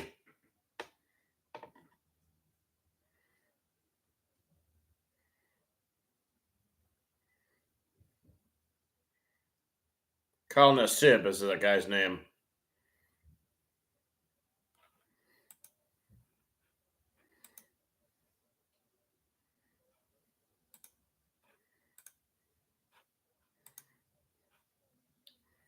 Hall Jr., Ohio State.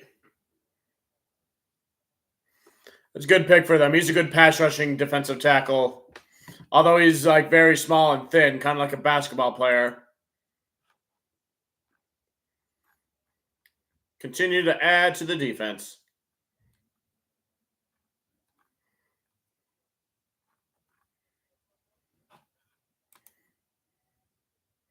Miami's on the clock, followed by Dallas.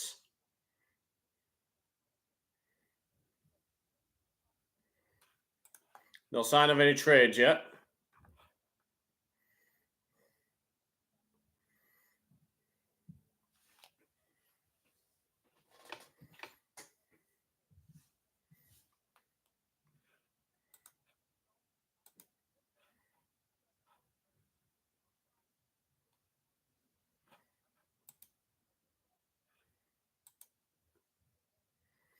$3.20 to go for Miami.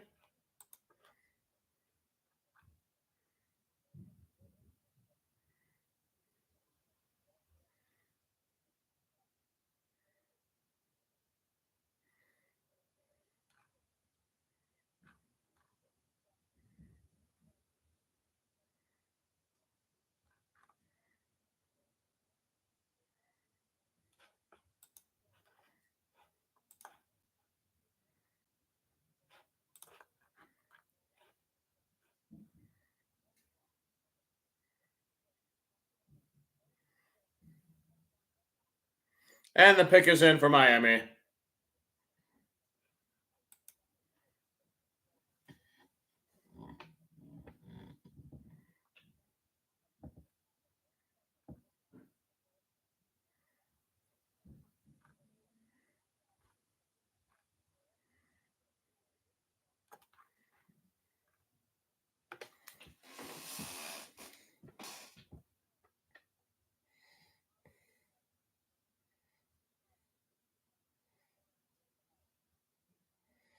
All right, I'm gonna brew another pot of tea.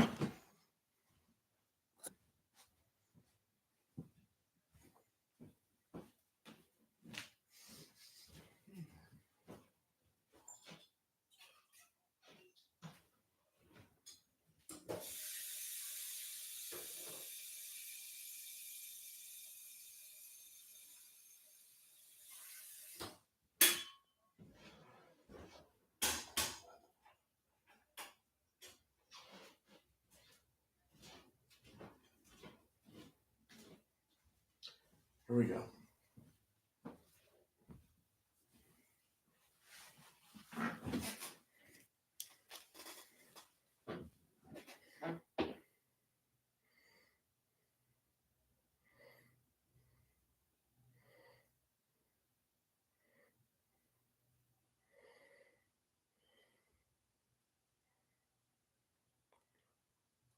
Patrick Paul, offensive tackle from University of Houston. That's who the Dolphins just selected at pick 55. Okay. Yep, keep improving the trenches because you got your quarterback, your wide receivers, your running backs. You seem pretty set on your defensive players, I guess, Miami. Maybe that'll help you beat the Chiefs when you're at their place and it's freezing cold. Excuse me.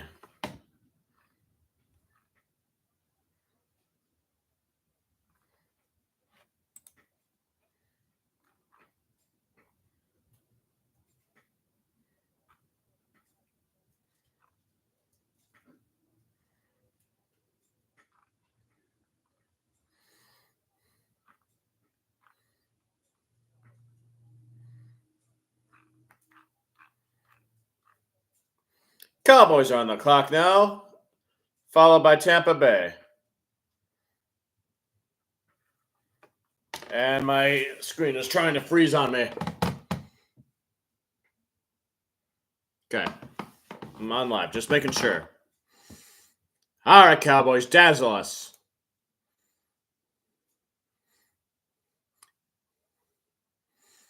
Maybe you'll do something with the pick 73 you acquired from the Lions last night. And you'll do that later with it.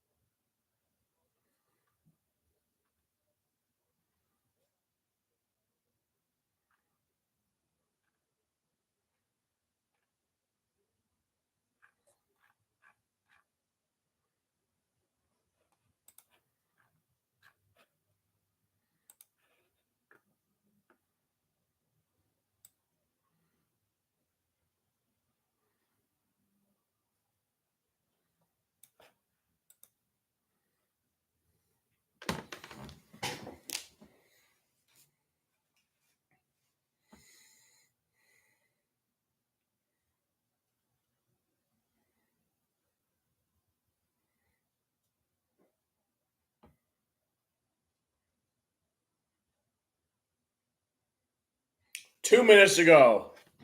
And 1 second for the Cowboys.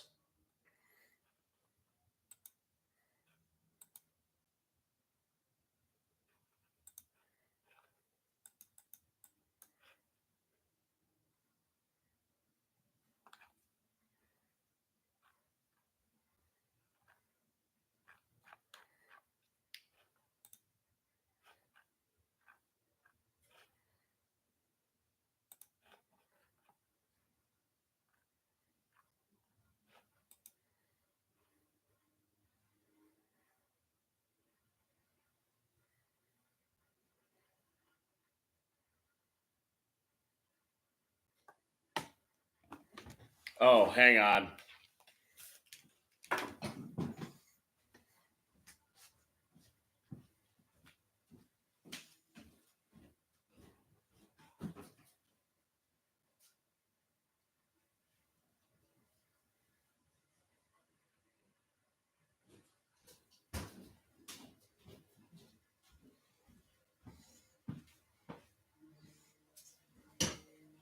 I had this Dairy Queen Blizzard in my freezer, and I completely forgot about it. The Cowboys pick is in, and the Cowboys war room looks all happy while Jerry Jones is on the phone with someone, probably with the draft prospect, congratulating them and all that.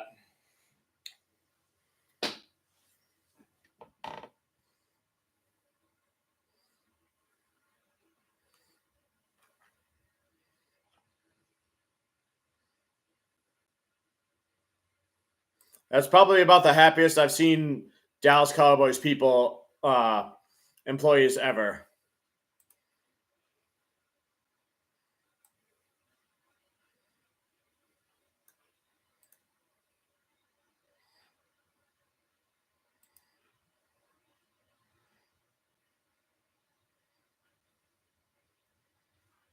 Who is Dallas going to get?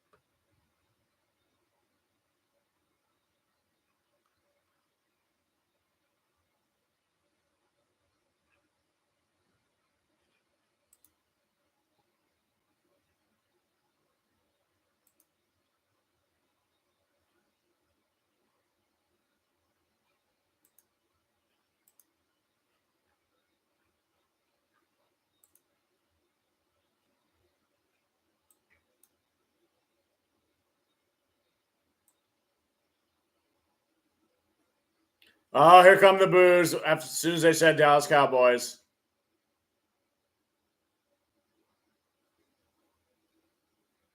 Not supposed to boo a veteran, guys. Just kidding. Oh, yeah.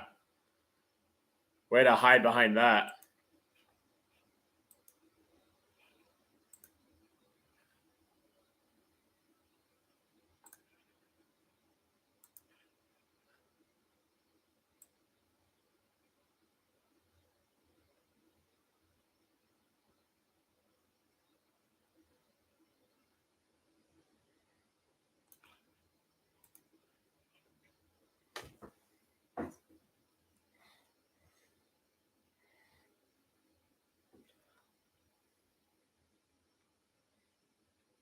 Okay, this should be the person that the producer comes and tells them to move on.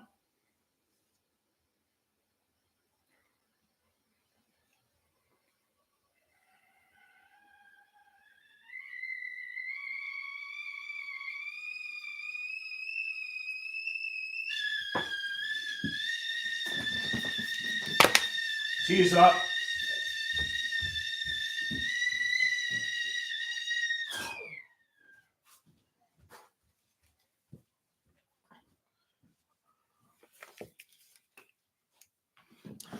All right, Dallas. Finally, who are you selecting? Marshawn Leland? No! No! Fuck you, Dallas! Not Marshawn Leland! You already have Micah Parsons. What do you need him for? Damn it!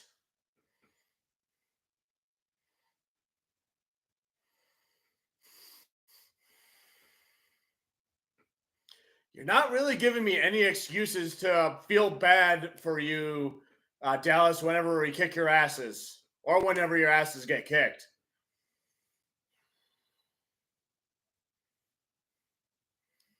Dang it. I was just when I was falling in love with Marshawn Leland. And then he goes to the freaking Cowboys. The Cowgirls, excuse me.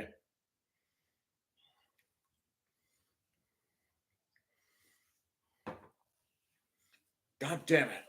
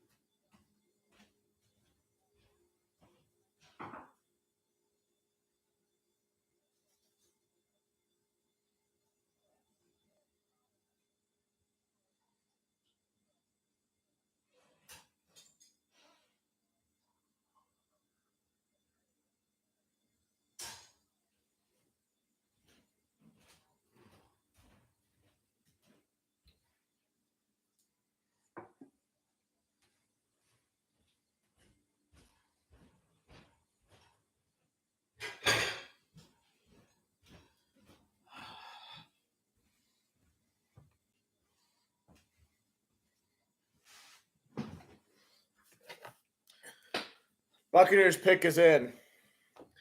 Dallas, I know you were willing to agree to the trade for us to go up to 24 and everything, but you're getting right up there with Seattle Seahawks on my list for team as I hate the most. And I didn't hate you anywhere as much as the rest of the Detroit fan base hates you, but you're really testing my patience with you. I guess this is the price you pay when the other teams respect what you're capable of, because we rightfully beat you guys. And don't give me that stop crying bullshit or, oh, what about the Hutchinson stripping? No.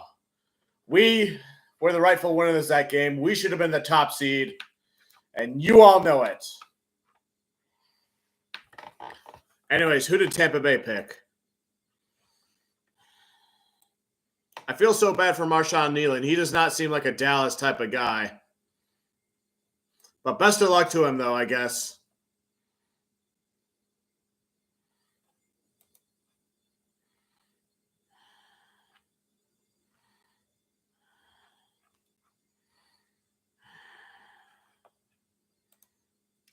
There's still a decent amount of edge rushers there who can provide value, so hopefully there's still some good defensive tackles around, though. Tampa Bay loves their D-line, though, so I...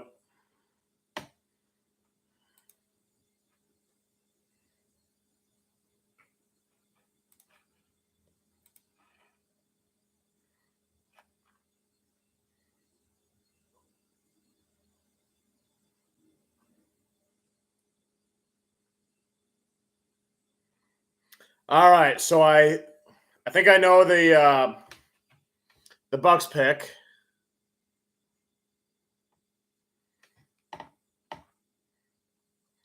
And it looks like I know the Packers pick after that, or at least I strongly suspect. And that's bad for my bingo sheet.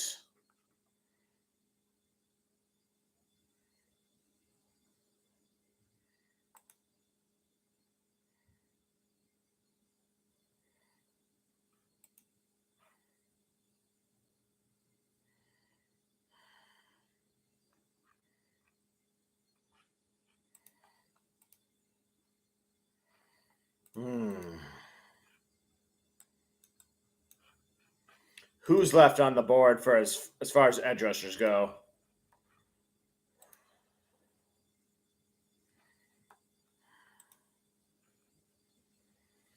Fuck you, Dallas. Chris Broswell, Jelix Hunt, Adisa Isaac, Jonah Ellis, Austin Booker, Braylon Trice. All right, so there's still some guys. What about defensive tackle? Brandon Dolores, Mehley Wingo, Dwayne Carter, Tyler Davis, Christian Boyd. I only know about Dolores and Boyd. Leonard Taylor. Okay.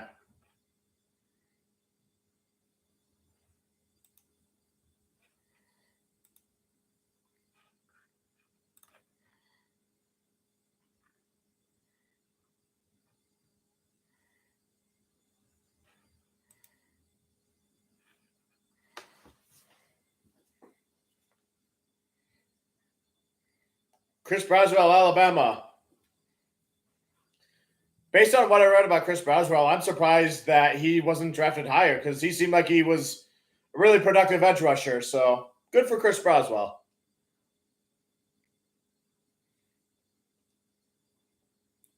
I guess he won't be helping out Hutchinson, though.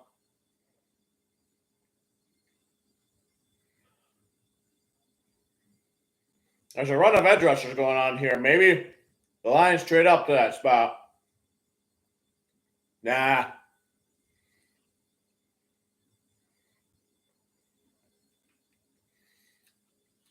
Green Bay is going to be on the clock as far as the TV goes, but pretty sure I already know their pick.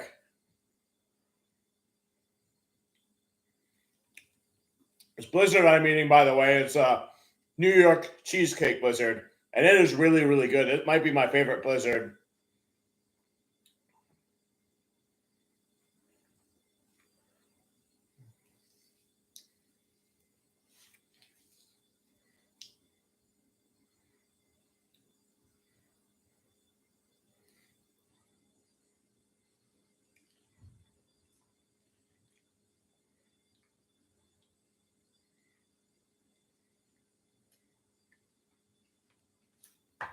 And here come the boos for the Packers.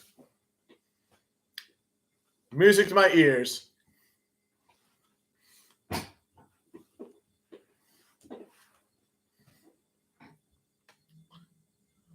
Get straight to it. Javon Bullard, safety from Georgia. That's who the Packers got. All right, so the Packers picked a safety.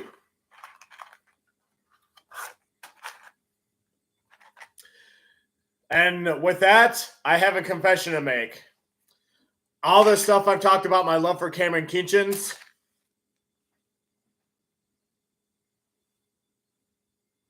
Oh, that's not very good graphic-wise.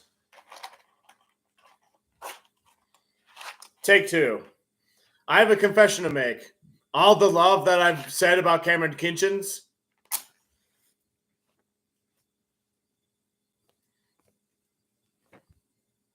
Come on, smoke. Cameron Kinchens was a smokescreen for me. I just wanted to make sure the Packers drafted a safety so that it pushes whoever the Lions want toward them. So I actually don't care about Cameron Kinchens at all. But the Packers drafted a safety, or they drafted somebody who I didn't want the Lions to draft. So everything worked in the second round. So everything worked out there. So Brad Holmes, if you're watching, don't draft Cameron Kinchens for me. So just so you know. Texans are about to announce their draft pick. Who do they get? These draft picks are about to be announced really fast. Blake Fisher, offensive tackle, Notre Dame. Texans get no lineman.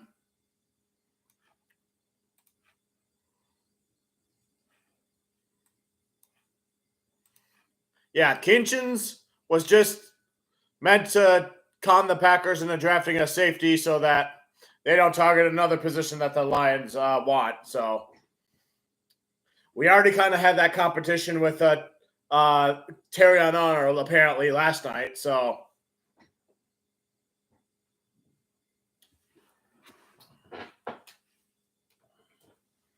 what's the name of that safety? Bullard.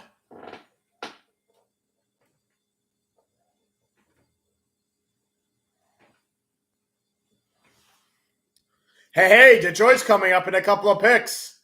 Pick number 61. We're getting closer and closer.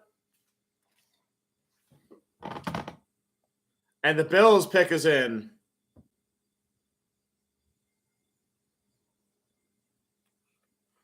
All right, there.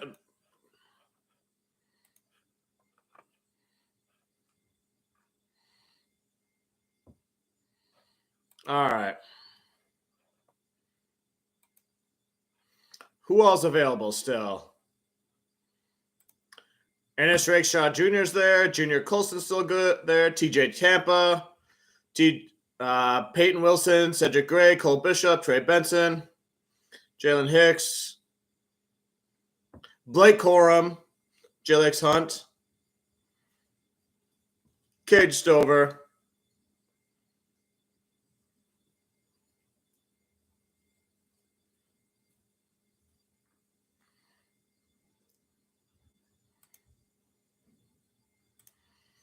when it gets to the Detroit's pick, they might trade out of the pick to get more third-round picks. But if they don't, I'm going to try to predict 3-ish names for who I think they might try to pick at 61.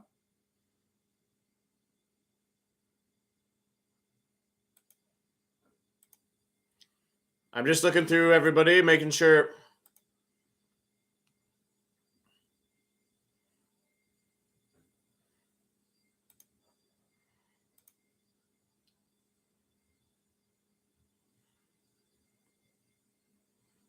Bill's pick is in.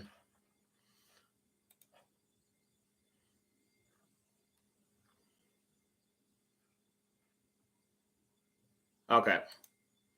I know who the Bills pick, so I'm going to go ahead and start that list. I'm going to write it on here.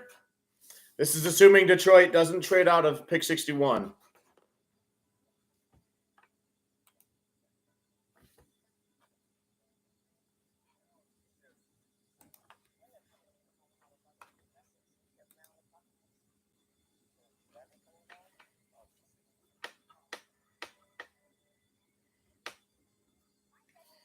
I'm going to cover it so you can't look at it, you cheaters.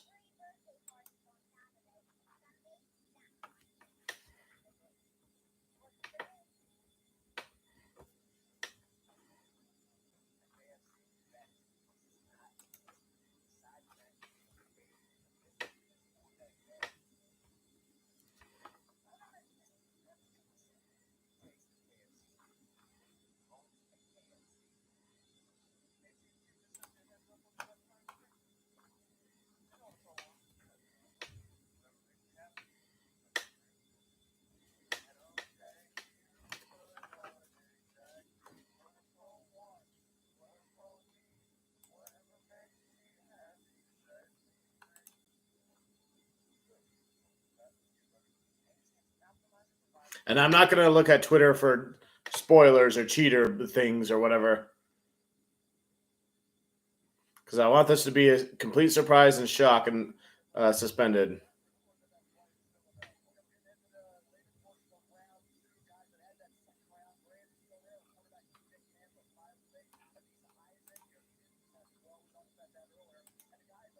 All right, I've actually written down 4 names. 4 names who I kind of want and I kind of think that Detroit might have tried to get.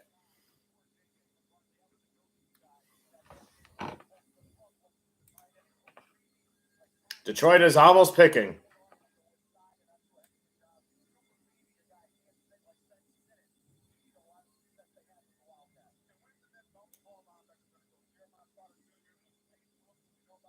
I'm not looking at spoilers this time for it.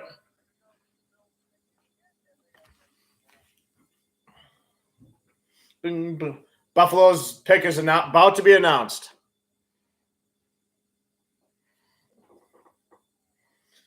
Brad Holmes, what magic are you about to pull?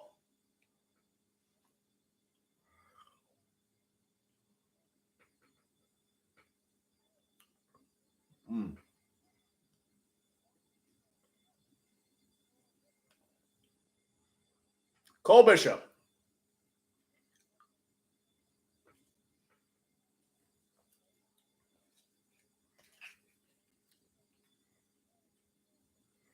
Detroit is officially on the clock, the TV says.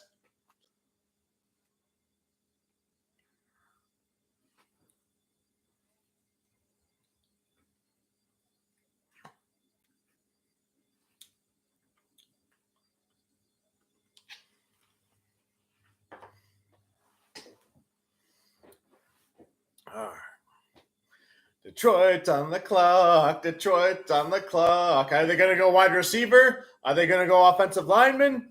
Are they going to go defensive tackle or edge rusher? Do they double up on cornerback?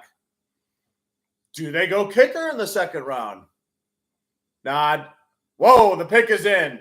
The pick was in almost immediately for this one. The pick was in almost immediately. Brad Holmes, whatever you draft, we're not going to understand it. No one's going to see it coming, but it's going to turn out to be amazing. I just know it.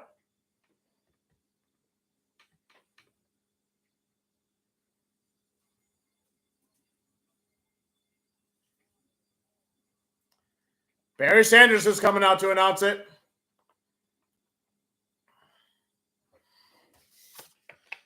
I have 4 names here I'm predicting it'll be. All right.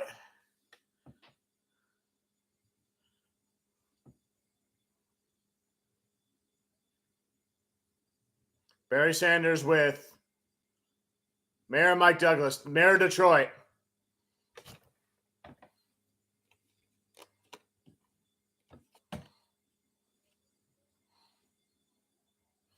Greatest running back I ever saw. Yeah. Lions did not trade this pick.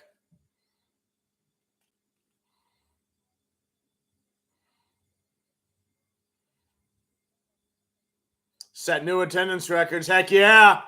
We got you, Detroit Mayor.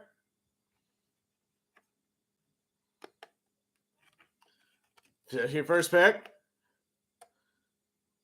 NFL draft. Detroit Lions. Select. Ennis Rakestraw Jr.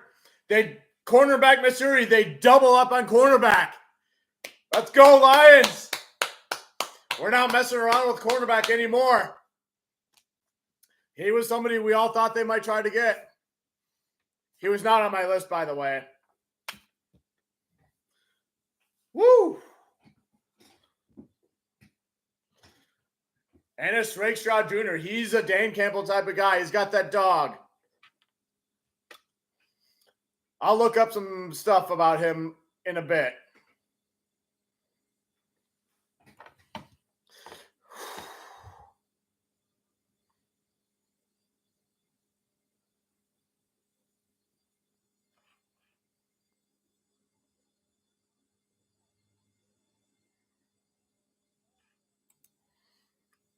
He was the top player rate available on the board, the ESPN board, too.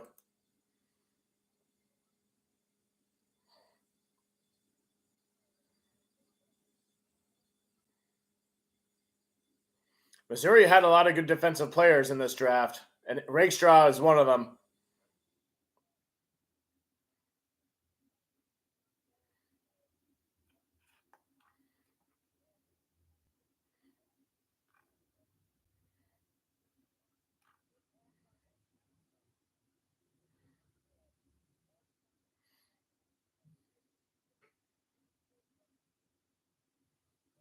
His family looks excited.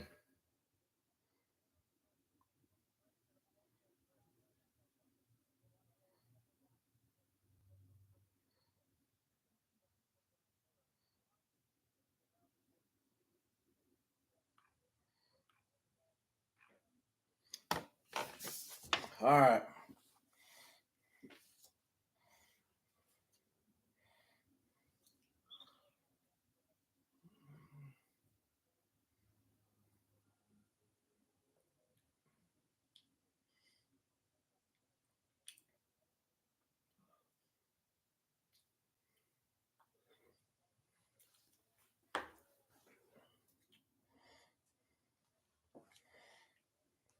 I'm going to text my dad really quick.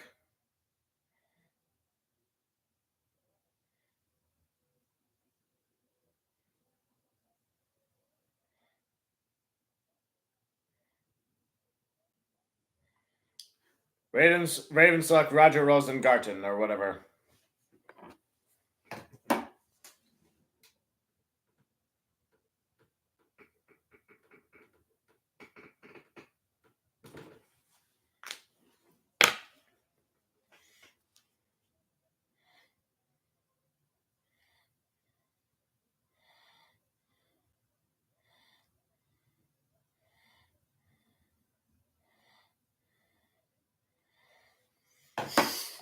All right, let's look up some stuff about Rakestraw.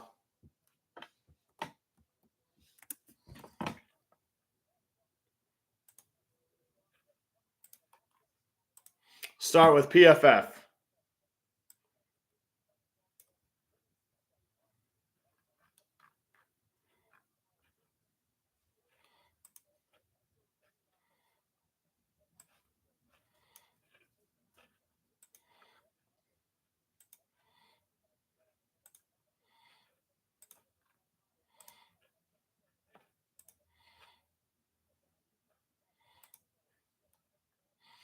All right, Rakestraw, coverage grade 78.7. That's respectable. Run defense grade 89. So we're learning the Lions love the run defense type of people. Man coverage grade 56.6%. That's below average, but zone coverage grade 85.2. So I think this is telling me the Lions intend to be a zone coverage type of team.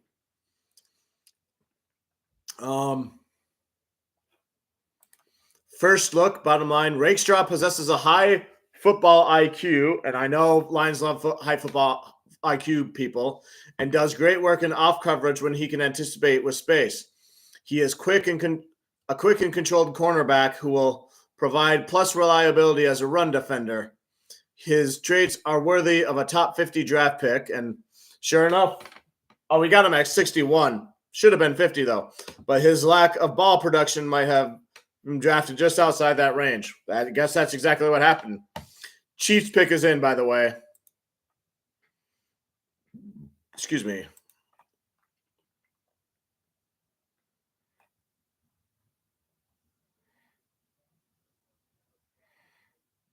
A lot of pros for Rakestraw and like 2 cons.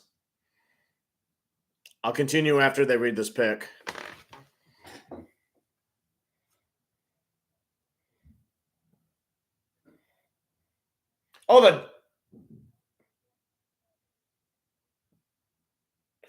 The 49ers and Chiefs flip-flopped.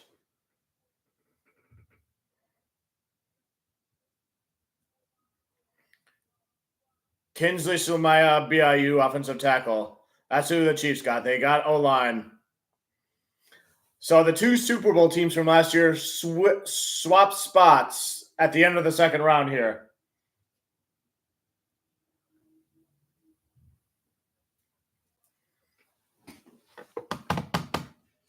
He's Penei Sewell's cousin.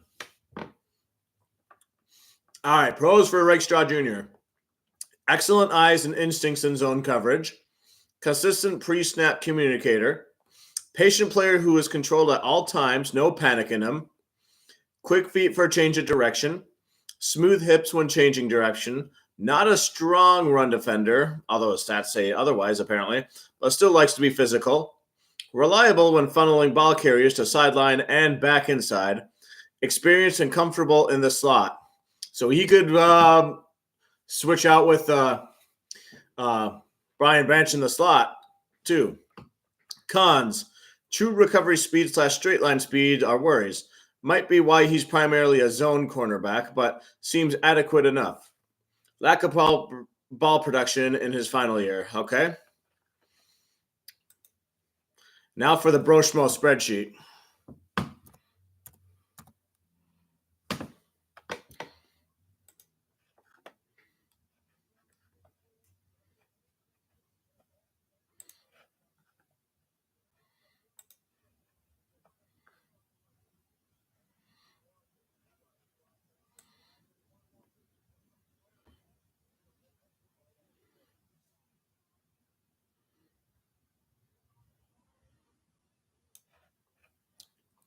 His missed tackle rate is only 8.3%, which is pretty good.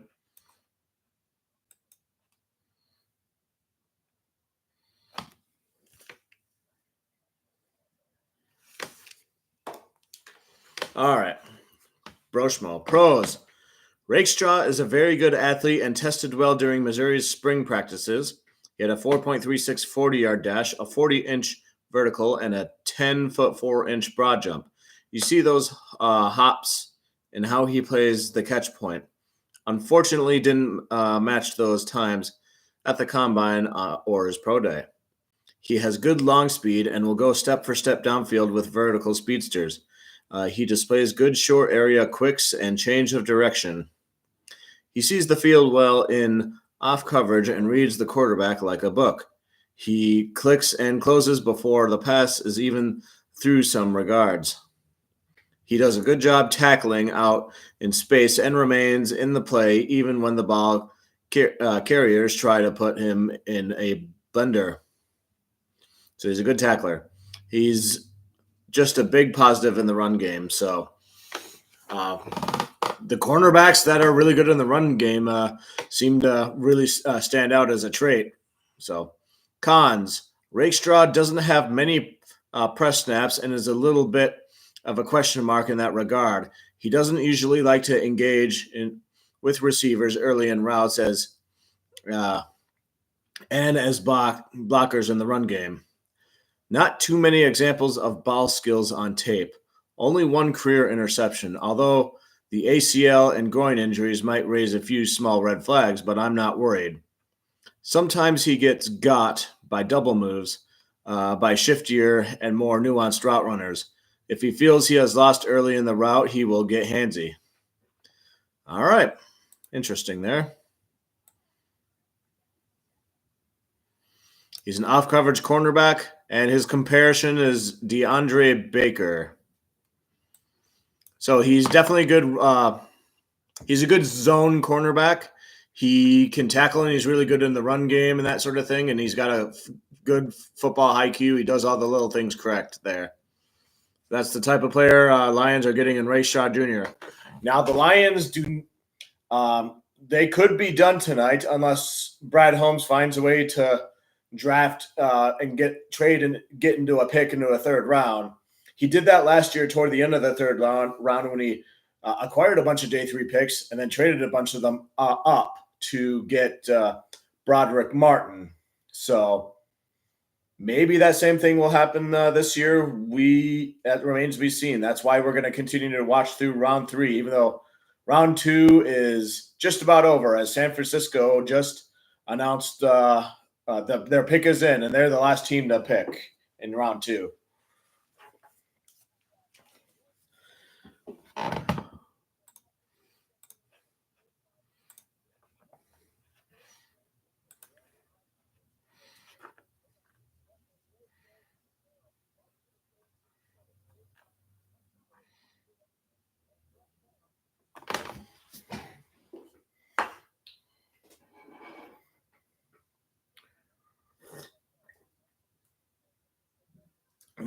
Thank you, Just Brain, for the tea.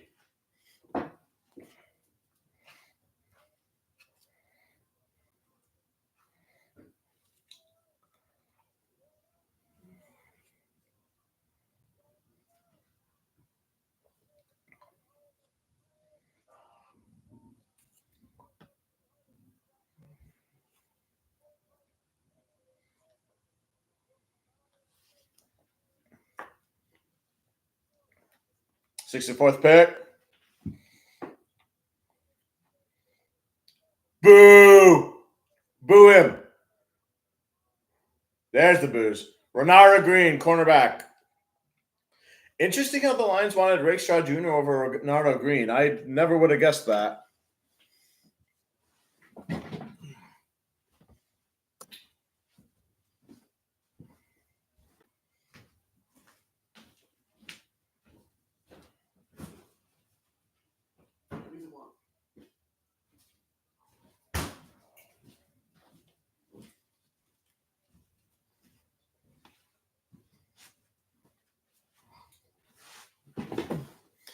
So Rakestraw was somebody that I was trying to – I didn't talk about him too much, not just because it's like a smokescreen. I wasn't sure if the Lions were interested in him because I knew he was primarily a zone cornerback. And I wasn't sure if Aaron A.G. intended to go back to press man-to-man type of defense, or if he wanted to stick with zone. Or maybe he's trying to get cornerbacks who are good at both, specialize in both different things in case they decide to switch it up one or the other, and they can rotate in and out. So those type of things I wasn't sure about. But Oh, by the way, it looks like Carolina had the first pick in the third round, but it looks like the Jets just traded up to get there. So the Jets like somebody at pick 65. Next NFC North pick is Chicago at 75.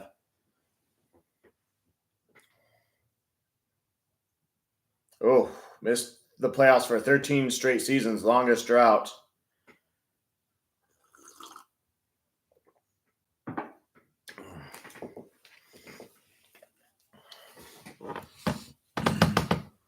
Jets are about to announce their pick.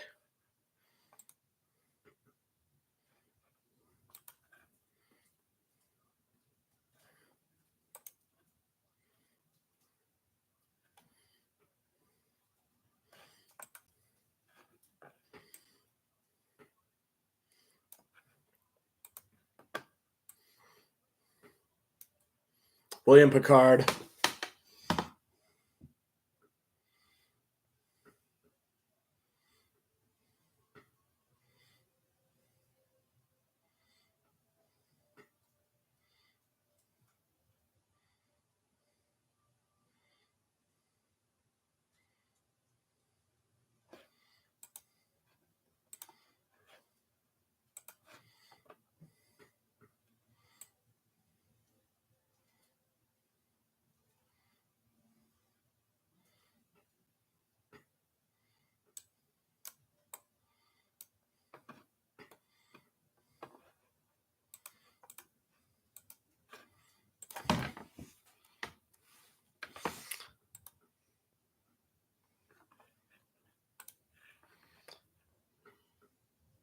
I'm going to try to find some reactions for drafting Rakestraw. Detroit Lions just tweeted, cornering the market. Clever.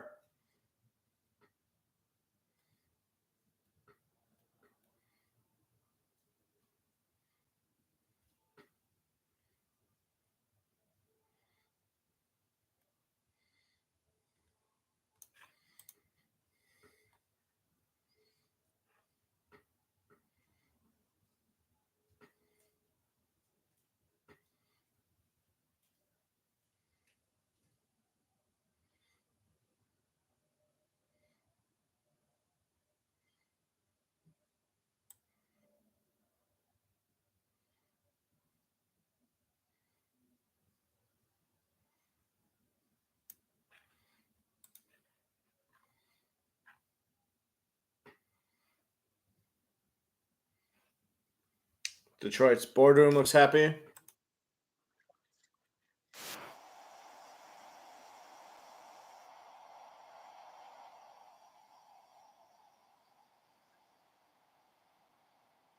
The sweater is Dan Campbell wearing it there. Is that a Detroit Tiger sweater? Wait.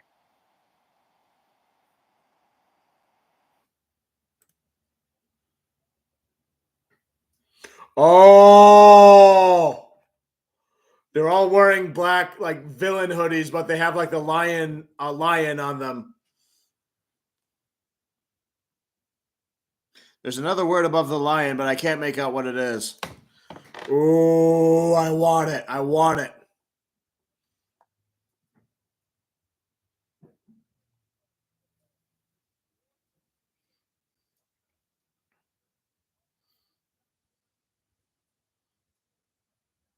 Braylon Edwards.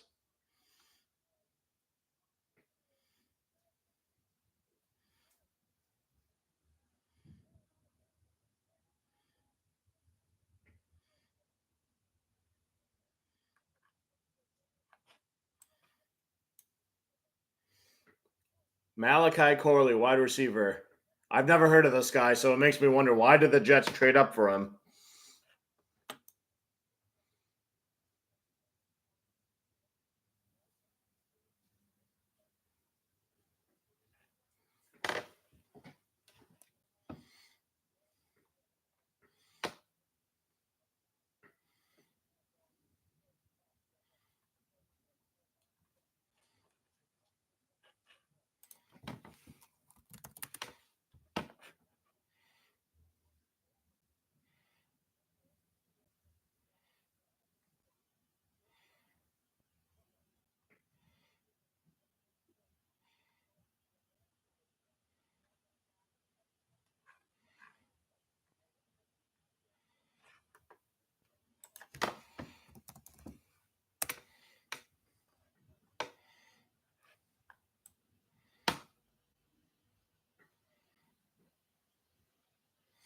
So yeah, all the general type of uh, reactions you would expect, like headlines wise.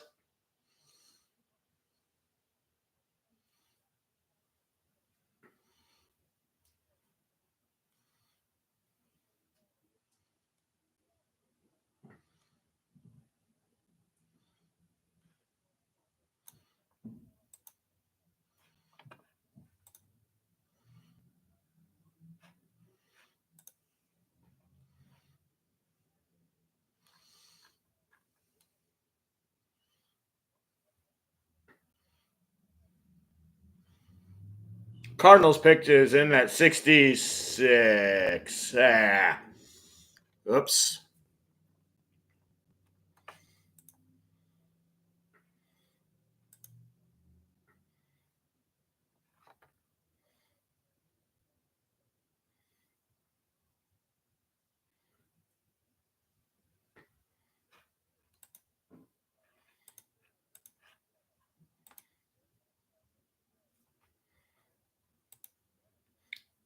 Trey Benson, running back, Florida State, is who Arizona selects.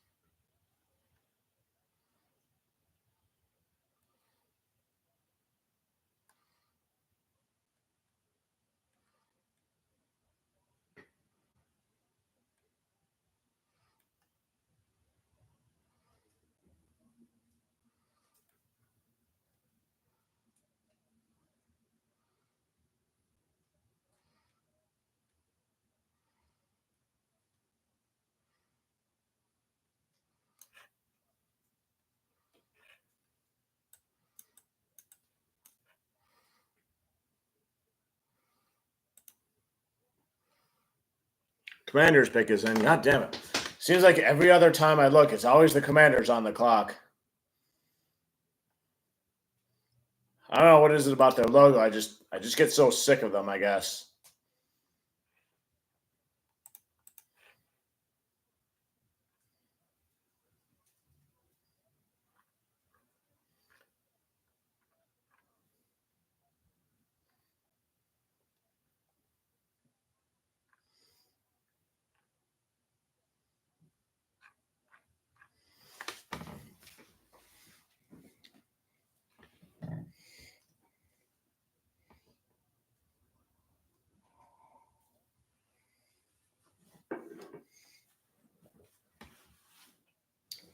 Lions double up on defensive lineman in year one.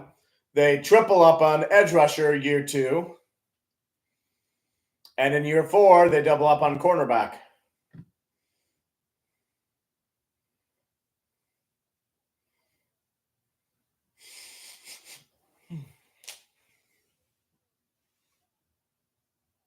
Brandon Coleman, tackle TCU.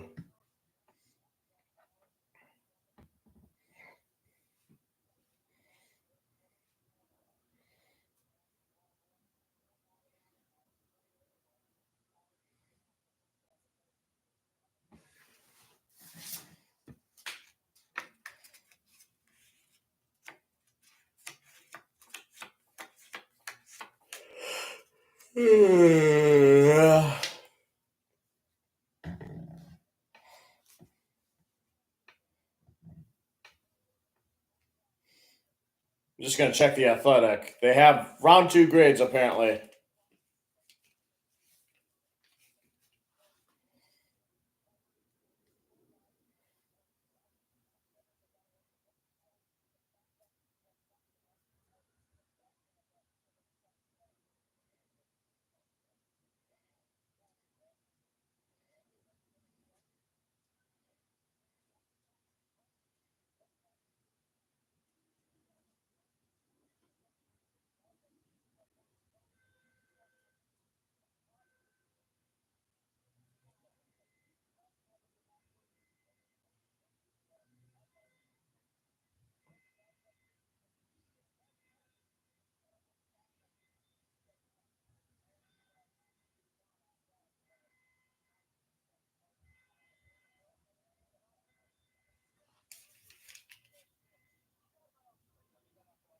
Okay, that's not my car.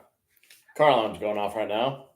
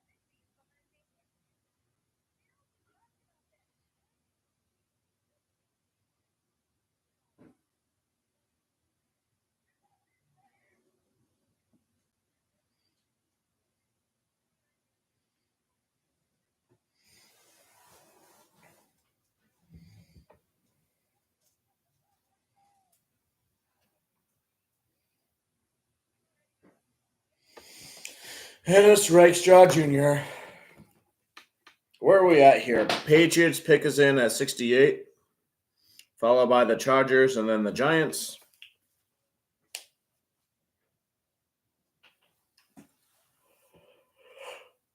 Where are we at? So Bears and then Green 75, then Green Bay at 88, then Green Bay at 91.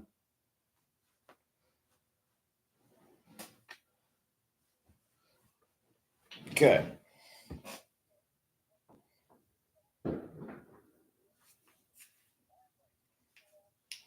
Is that a blown tire out there?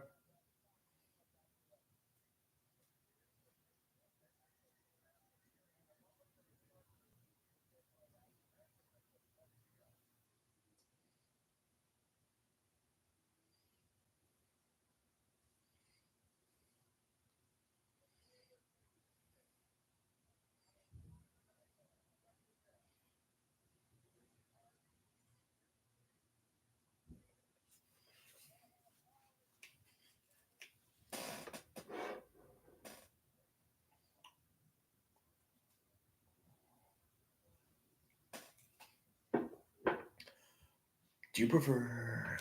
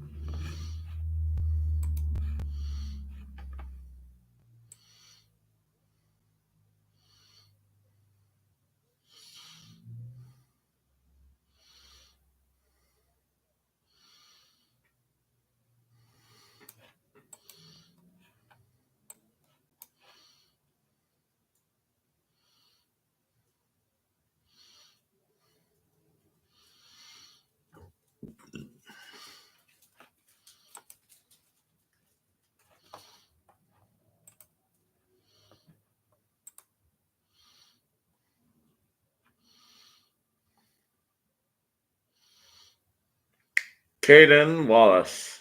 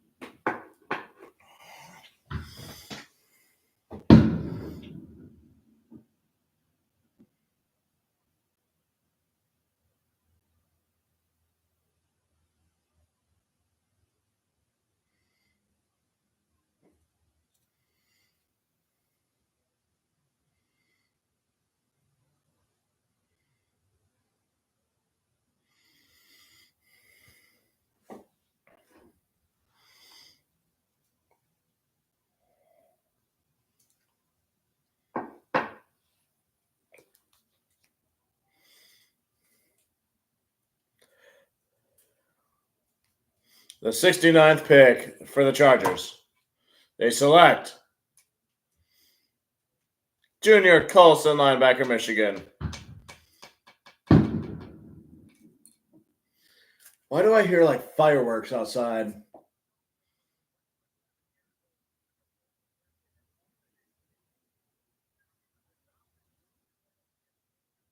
Eh.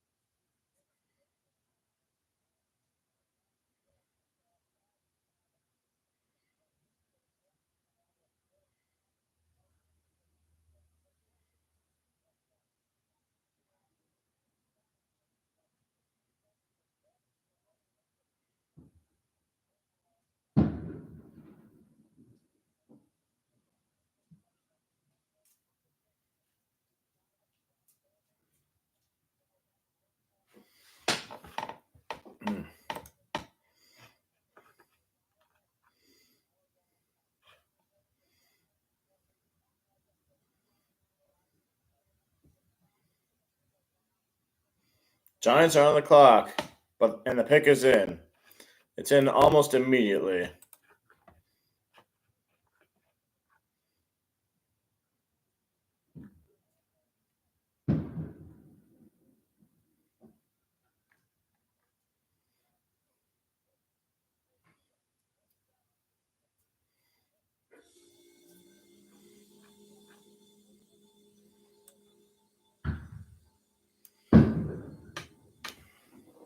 I'll be right back. I want to check this out.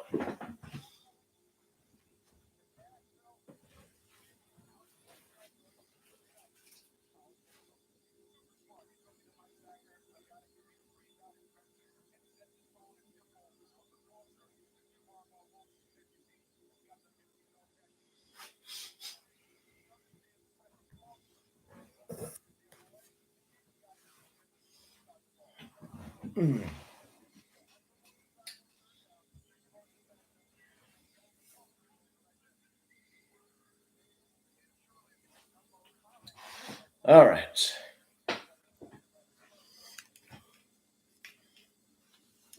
Let me guess. New York Giants. Andrew Phillips. Yes, I checked on Twitter.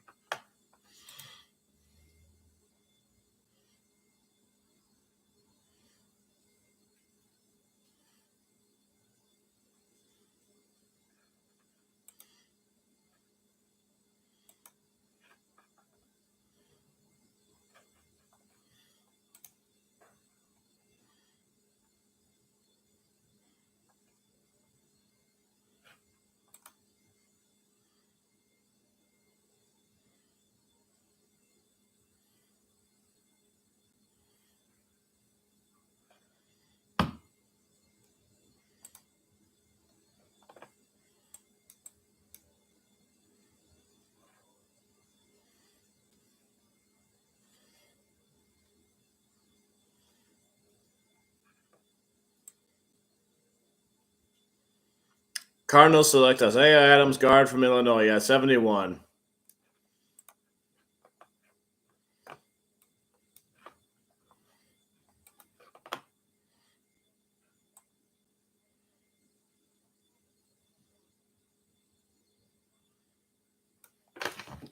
Ba-na.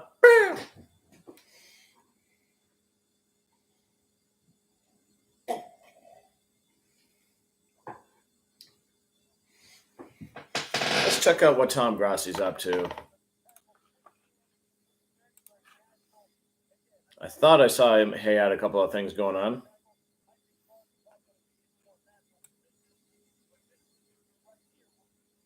Eagles jump the Packers and draft Cooper.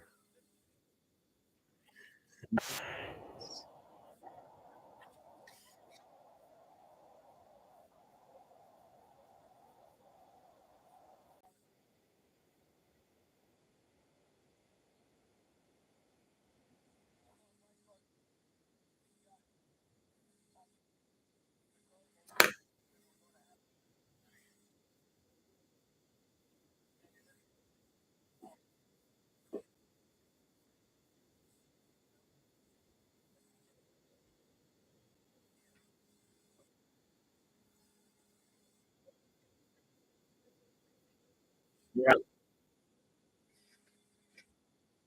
Focus your hate on the Eagles. Yeah.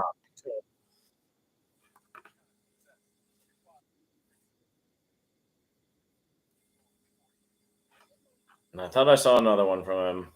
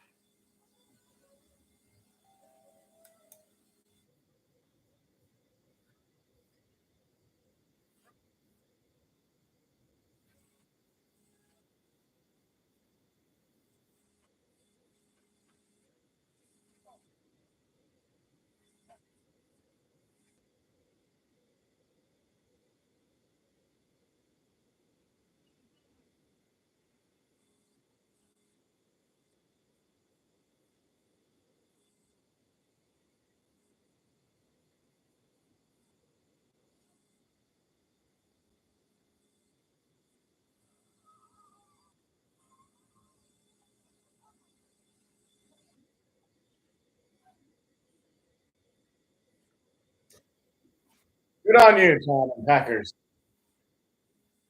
I'm glad you went safety and not something that the Lions wanted. I'm glad you didn't get Nick Straw Jr.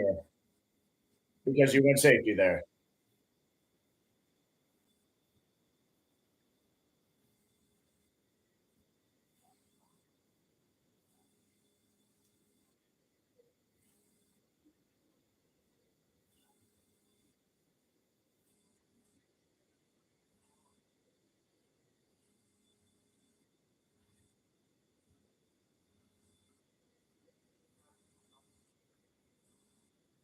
If you say so.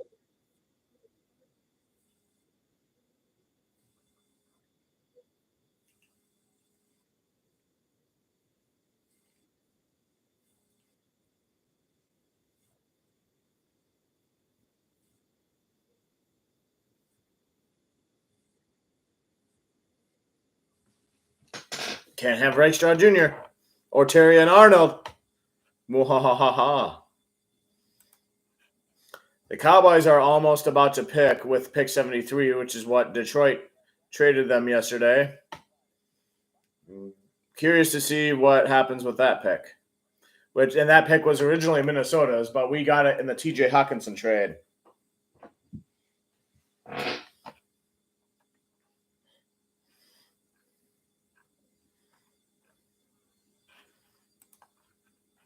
I want to see what Micro Mike has to say about Rakestraw Jr.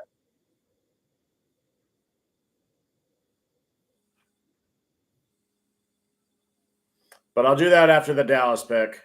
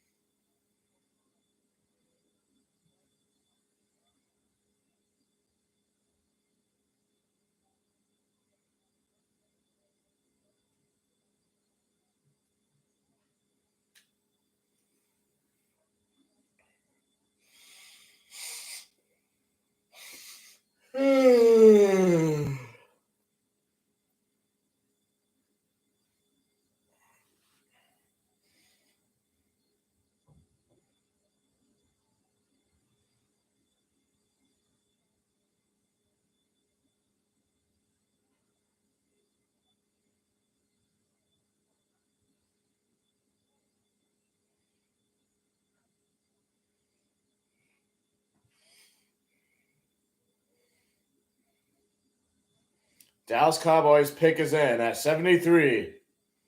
Formerly of the Detroit's pick and formerly of Minnesota's pick. The TJ Hockenson trade pick.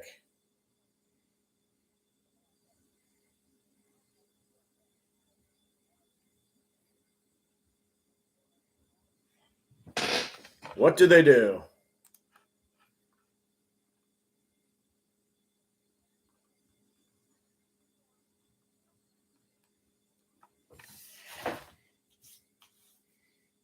Coopy baby. The guard from Kansas State goes to Dallas. All right, then.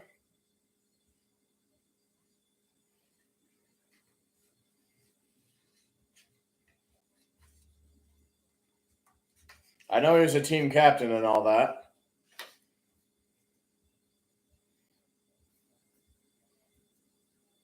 I'm almost indifferent.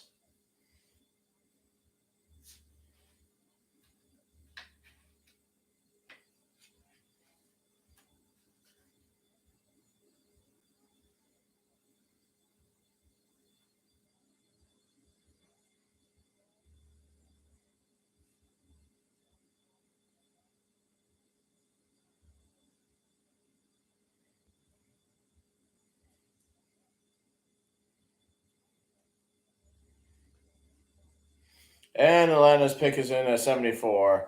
And Chicago's about to pick at 75 in about a minute.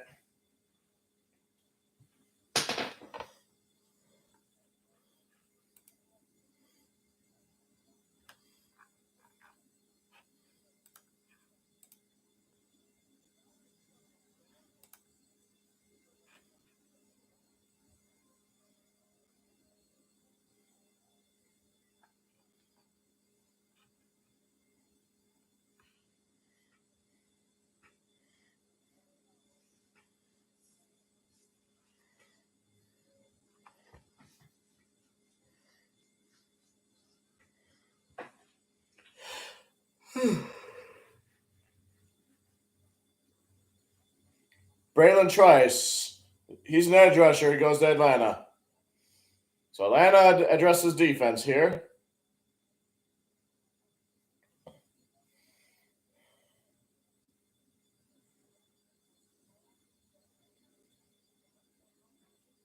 Oh, yeah, I said I watched Micro Mike's video.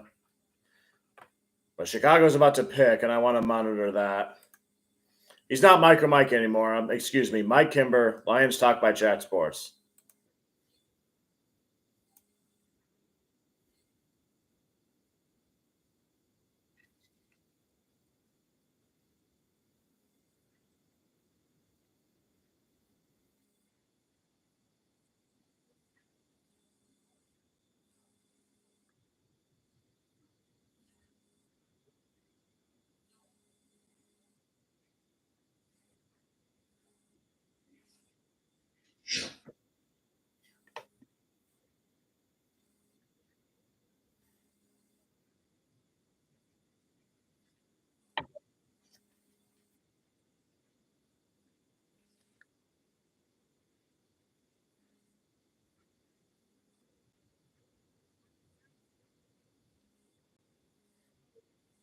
Yep.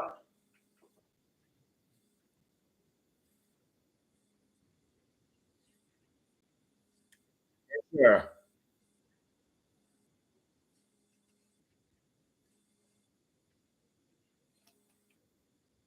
All right. Minute or so. That's enough for me for now.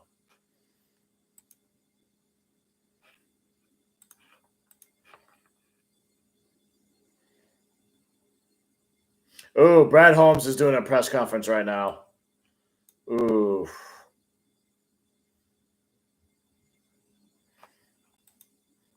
That I definitely want to check out. First, who do the Bears pick?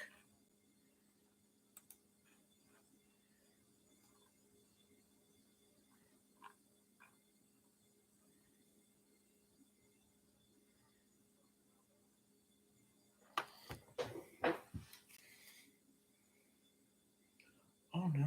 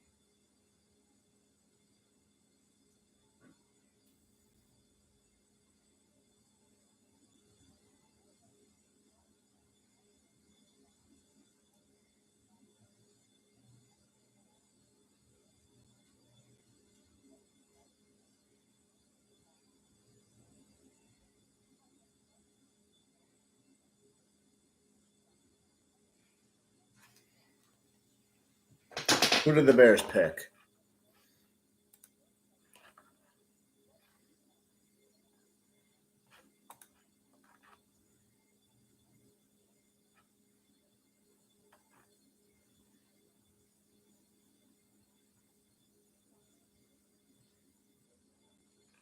Okay, I don't know who that is.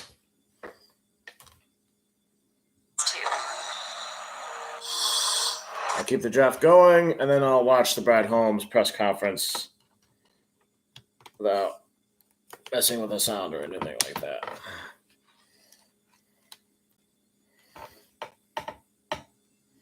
And I'll continue to monitor in case the Lions do trade there. I'll watch it from start to finish.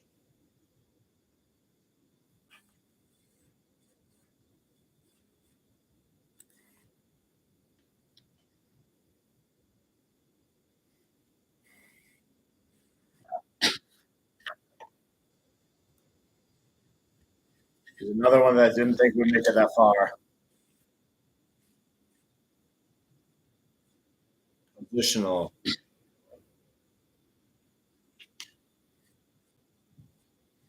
letter says positional.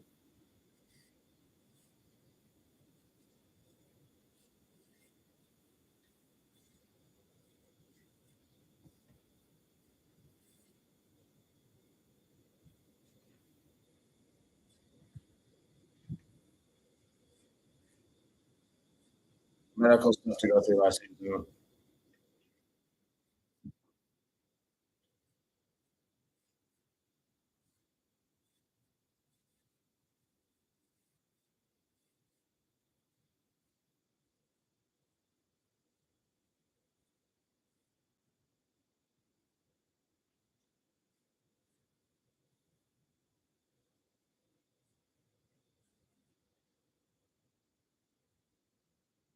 It's a bloodbath in the corner of now. The best out of it.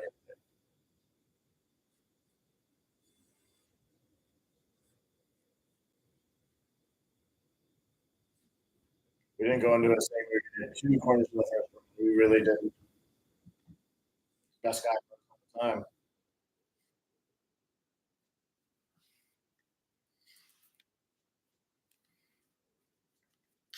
Their top two ranked corners as well. Denver's pick is in at 76.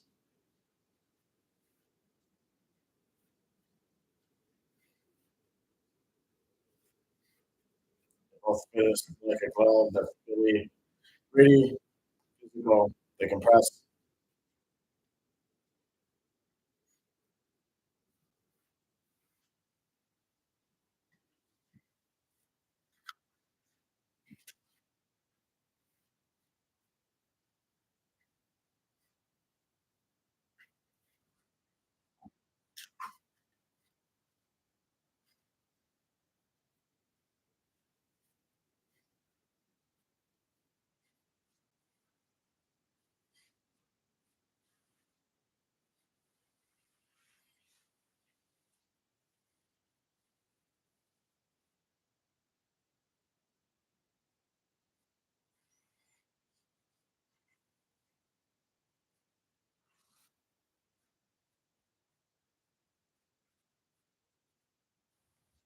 Possible considerations at 29.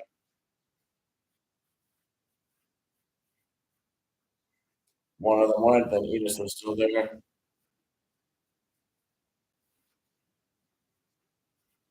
We don't care about the position. We just take the best player.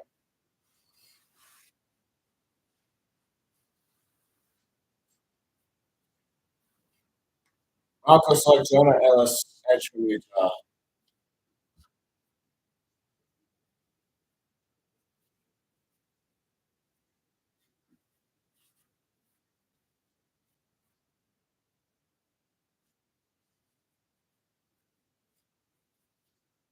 We're not going to reach for a corner just to get a corner.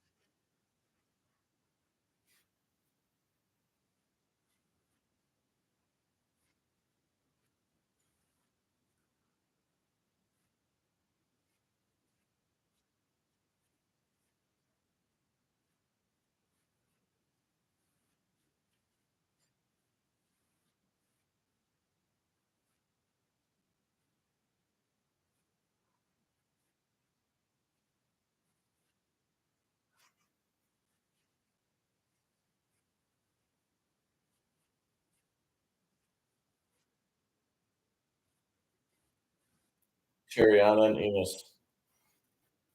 We really feel like they fit who we're about, culture,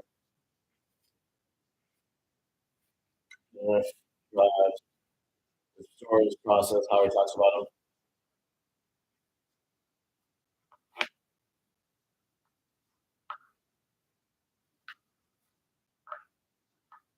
There's Steve versus Ben again.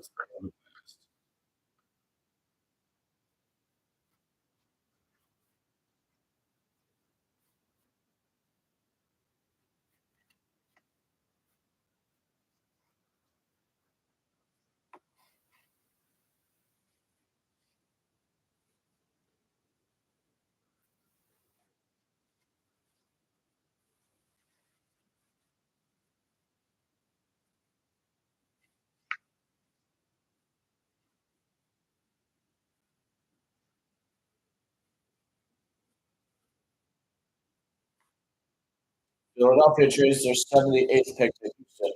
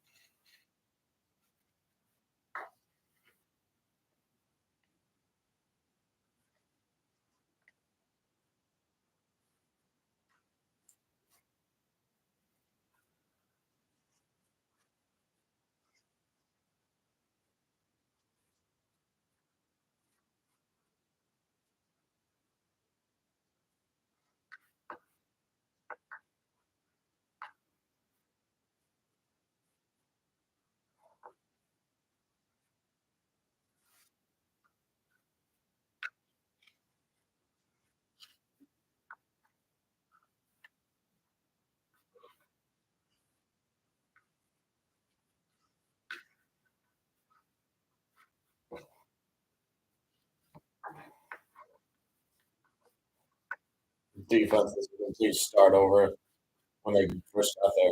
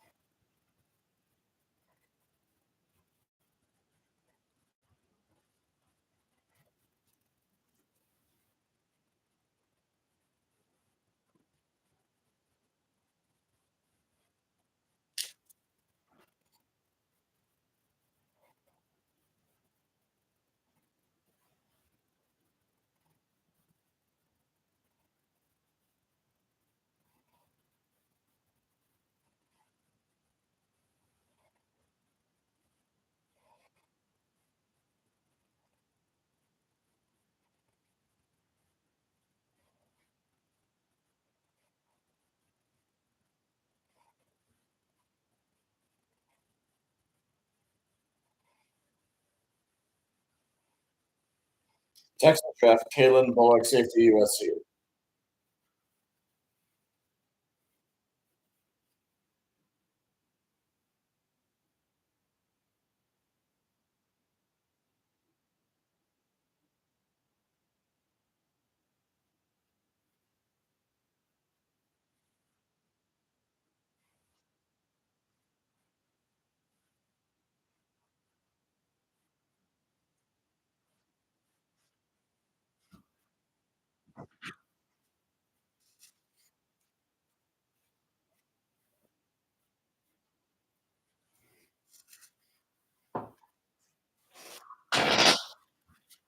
Arizona's trading their pick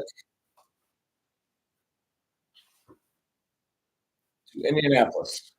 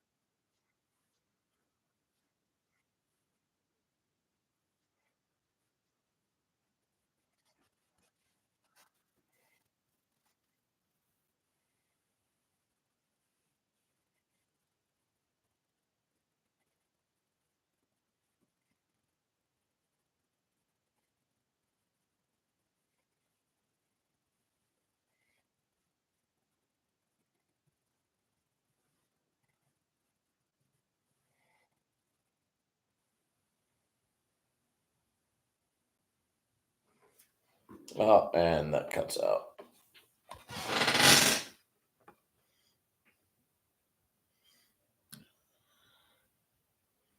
And he talks for another 5 minutes. I could probably watch the rest later.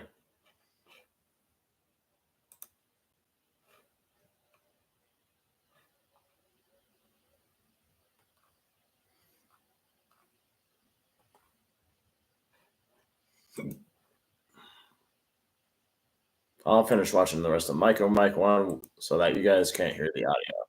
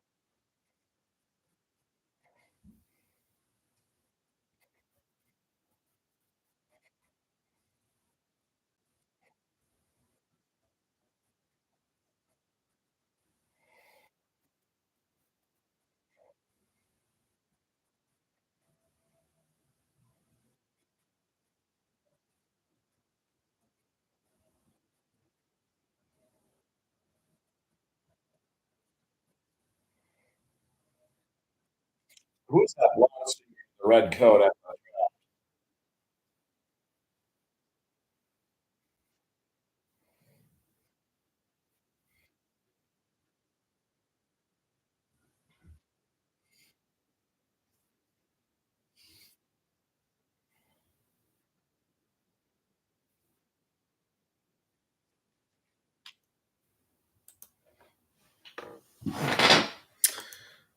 All right.